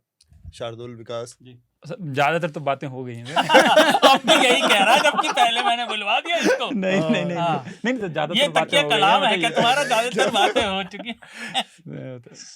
ये विकास से पहले शार्दुल का तकिया कलाम हुआ करता था। मेरा तकिया कलाम नहीं था। अच्छा, ठीक है। तो बाकी सर ठीक है, मगर धनखड़ साहब के साथ दिक्कत तो ये है कि मैंने उनका बयान सुना, तो उसमें वो एक लॉजिक दे रहे थे कि राज्यपाल और राष्ट्रपति एकमात्र ऐसे होते हैं जो संविधान की रक्षा की शपथ लेते हैं, और बाकी लोग संविधान के अनुसार चलने की शपथ लेते हैं। वो बड़ा लॉजिकली समझा रहे थे उस चीज़ को। पर मैं उसमें सोच रहा था कि उसमें अगर मान लीजिए जैसे आप जैसा आदमी अगर कल को राष्ट्रपति बनेगा, तो वो बैठ के फिर नए तरीके भी ढूंढेगा कि संविधान की जो है रक्षा कैसे ना की जाए। तो इतना ही है सर। मैं अपना एक पुराना स्टेटमेंट अमेंड करना चाहता हूँ। मैंने धनखड़ जी को कई बार मास्टर साहब बताया है इस पॉडकास्ट पर, लेकिन वो मास्टर साहब नहीं है, वो उससे भी बड़े वाले, वो मोहल्ले के फूफा जी हैं, है ना। उन्हें कोई काम तो है नहीं ना, उनकी कोई वक़्त है। जैसा उसने कहा, उनकी पोजीशन जो है वो रस्मी है, सेरेमोनियल है, उसका कोई वक़्त नहीं है, इसलिए वो जो भी कहते हैं उसका कोई औचित्य भी नहीं है। लेकिन इस सब प्रकरण को देख के मुझे गौस खां हैदराबादी का एक शेर याद आया कि वो क्या था, तुमसे किसने कहा था ख्वामखा इस तरह की बेकार की बातें करो। तो ये है जगदीप धनखड़ जी एक शेर में, उनका कोई संवैधानिक स्तर नहीं है, वो केवल सेरेमोनियल है। वो लोगों को शपथ दिलाने और लोगों को चुप कराने के राज्यपाल, उनका कोई वक्त। कार्यकारी व्यवस्था में उपराष्ट्रपति का कोई रोल नहीं है। राष्ट्रपति जी का भी सेरेमोनियल है, लेकिन फिर भी राष्ट्रपति जी, उपराष्ट्रपति केवल एक पार्किंग स्पेस है उन नेताओं के लिए जो चुनाव जीत नहीं पाते, ज्यादा बहस करने में भी अच्छे नहीं है, और उनका पार्टी में केवल किसी वजह से थोड़ा सा, जैसे धनखड़ जी का इसलिए है क्योंकि वो बड़े अच्छे वकील हैं और वो बहुत अच्छे चमचे भी हैं शीर्ष नेतृत्व के, तो उनको कहाँ पार्क किया जाए। ये है हमारे उपराष्ट्रपति। कई लोगों को लगेगा संवैधानिक पद की हम अवमानना कर रही है। अवमानना कैसे हुई भाई? जब एक व्यक्ति अपने काम के अलावा सारे काम करता है तो उसको हम और क्या कहें। वो मोहल्ले के फूफा जी हैं, उन्हें वो शादी में इसलिए आए क्योंकि न्योता उनके घर में गया था, उनको नहीं गया था, लेकिन वो आके हर चीज को क्रिटिक करते रहते हैं और अपना काम ठीक से करते नहीं। इसके क्या कहते हैं, हमने प्रूफ पहले भी देखे हैं, जब उन्होंने राज्यसभा में लोगों को बोलने का मौका नहीं दिया। हमने इस पर पिछले साल बात की थी। तो बारहमासी है, हम लोग हर थोड़े दिन उनकी बात कर लेते हैं। नहीं, बस मेरा इसमें एक लाइन जोड़ना है और उसके बाद हम इसको रोकेंगे। ये कि ये दिक्कत पॉलिटिकल अपॉइंटीज से होती है, और इन सब पदों पर आप अगर पॉलिटिकल अपॉइंटीज को इस तरह से रखेंगे, यही हालत राज्यपालों के साथ दिख रही है, जो सारा का सारा स्टेट्स में प्रॉब्लम है कि अब कोई लाइन रही नहीं गई, वो एक्टिव पॉलिटिक्स से राज्यपाल बन जाते हैं और फिर राज्यपाल का कार्यकाल खत्म होती है, एक्टिव पॉलिटिक्स में भी आ जाते हैं। ये जो चीज़ है ना, अब यही इनके साथ है। अब इनको समझ ही नहीं आता कि ये कहाँ, मतलब इनको पार्टी स्पोक्स पर्सन की तरह से बोलने की क्या जरूरत है, पर इनके साथ दिक्कत है कि और कोई इनकी स्टैंडिंग नहीं, खुद अपॉइंटेड आदमी है, और कमेंट इनको इलेक्टेड आदमी के ऊपर करना, वो भी एक इलेक्टेड गवर्नमेंट के फेवर में दिए गए फैसले के ऊपर। तो ये अपने आप में एकदम कई सारी विडंबनाओं का वो पुलिंदा। मैं एक बात और जोड़ना चाहता हूँ, हमारे न्यूज लॉन्ड्री के ऑफिस में ऊपर एक स्टेटमेंट लगा हुआ है, यहाँ ज्यादा ज्ञान ना बांटिए, यहाँ सभी ज्ञानी है ना। तो ये बात धनखड़ जी पे लागू होती है। तो इसी बात के साथ हम चाहेंगे कि अब रिकमेंडेशन की प्रक्रिया पूरी कर ली जाए। सबसे पहले मैं चाहूंगा, स्मिता, आप क्या रिकमेंड करेंगी?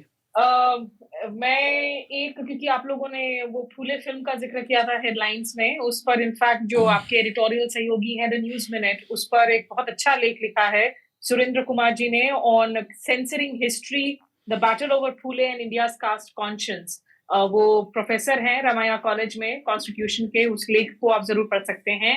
और हमेशा की तरह मैं कोरियन ड्रामा का भी आमतौर पर जिक्र करती रहती हूँ, क्योंकि मैं कोरियन ड्रामा की बहुत बड़ी फैन हूँ। एक सीरीज है, नेटफ्लिक्स पर है, व्हेन लाइफ गिव्स यू टैंजरिन्स। मैं तो वो देखकर खूब रोई हूँ। तो अगर आपको कैथारसिस की जरूरत है जिंदगी में, it's a drama about relationship between parents, children, loss of a child, और इतना मैच्योर्ड सीरीज है। तो आप खूब सारे टिश्यू पेपर लेकर बैठे और अंतिम एपिसोड तक जरूर देखें। वो कैथारसिस के बाद एक हीलिंग भी आप महसूस जरूर करेंगे। बहुत बढ़िया। When life gives you lemon tangerines, जो which is kind of a lemon only. right. आप क्या रिकमेंड करेंगे संबित? आज सांप्रदायिक हिंसा के ऊपर बात हो रही थी, और ये हमें समझना चाहिए कि क्यों ऐसा सांप्रदायिक हिंसा होना चाहिए। उसके ऊपर स्पेशली खासतौर से हम लोग बंगाल का बात कर रहे थे आज। तो कम्युनल राइट्स इन बंगाल 1905 से 1947, ये एक बुक है। ये किताब लिखे हैं हिस्टोरियन और कोलकाता यूनिवर्सिटी का वाइस चांसलर भी रह चुके हैं, जादवपुर यूनिवर्सिटी का वाइस चांसलर भी रह चुके हैं, सुरंजन दास सर ने। ये किताब बहुत जरूरी है शायद हम सब लोगों के लिए, तो अंडरस्टैंड कम्युनल वायलेंस क्यों होता है और बंगाल में क्यों हुआ है और क्यों होने जा रहा है, ये भी शायद हमको ये किताब से पता चले। ठीक बात है। अदिति, आप क्या रिकमेंड करेंगे? आज सुबह हम बेगम अख्तर की गजलें सुन रहे थे। क्या बात। और जब भी दिमाग खराब होता है तो मुझे लगता है कि उनकी गजलों में कुछ ना कुछ ऐसा मिल जाता है जिससे कि सब चीजें सुलझ जाती हैं, सब चीजें सहज सरल लगने लगती हैं। और हम तो यही कहेंगे कि आप सब उनकी गजलें सुनिए, हमारे तो फेवरेट हैं। ये पता लग जाए कि एक महिला जो कि मुस्लिम समाज से थी, उनको देश ने कितना प्रेम दिया और उन्होंने अपनी तरफ से देश को कितना प्रेम दिया। ठीक बात। ये हम हमेशा जब उनके गजलें सुनते हैं तो ये सोच के सुनते हैं। ठीक बात। विकास, आपका रिकमेंडेशन? 2 recommendation sir. एक तो हमारे न्यूज़ लॉन्ड्री पे ही धनखड़ साहब की प्रोफाइल है, हिंदी अंग्रेजी में, तो जी वो है। और दूसरा, हमने कम्युनल वायलेंस की बात की, तो पंकज कपूर की फिल्म है धर्म, वो मुझे लगता है कि वो ज़्यादा अच्छी फिल्म होगी, बंगाल वालों को भी देख लेनी चाहिए। जी। शार्दुल, आपका रिकमेंडेशन? मेरे 2 रिकमेंडेशन है। पहला तो मेरे साथी अवधेश की रिपोर्ट है कि मरने के बाद भी जाति आपका पीछा नहीं छोड़ती, और शमशान घाटों पर मरने के बाद भी वहाँ पर किस तरह का भेदभाव हो रहा है। तो हमारे समाज की मेरे दोनों रिकमेंडेशन इनफैक्ट ऐसे ही हैं जो आपको अंदर झांकने में थोड़ा अप्रिय चीज़ें दिखाएंगे।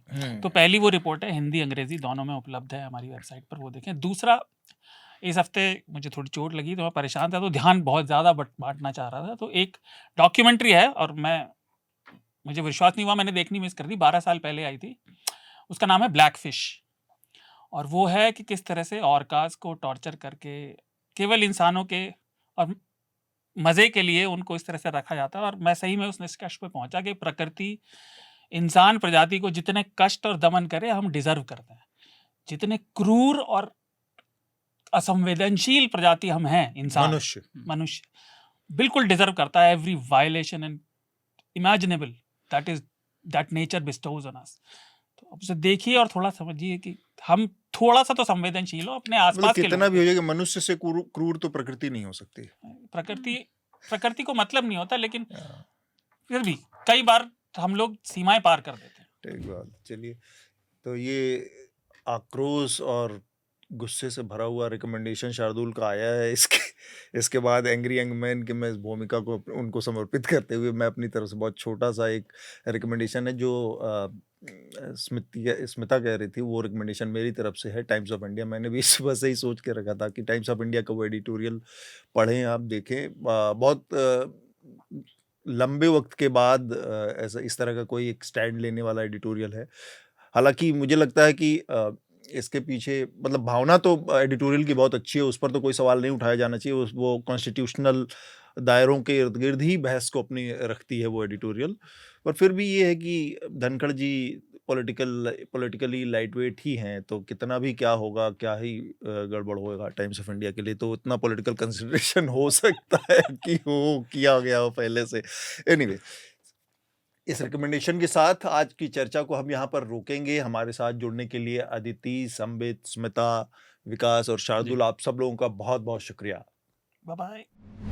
आपको उन मीडिया संस्थानों को समर्थन देना होगा जो सरकारी विज्ञापनों पर निर्भर नहीं है। न्यूज लॉन्ड्री ऐसा ही मीडिया प्लेटफॉर्म है। हम किसी से विज्ञापन नहीं लेते। न्यूज लॉन्ड्री को सब्सक्राइब करने के लिए newslaundry.com/subscription पर जाएं और अपने मन मुताबिक राशि चुनें। न्यूज लॉन्ड्री को सब्सक्राइब करें और गर्व से कहें, मेरे खर्च पर आजाद हैं खबरें।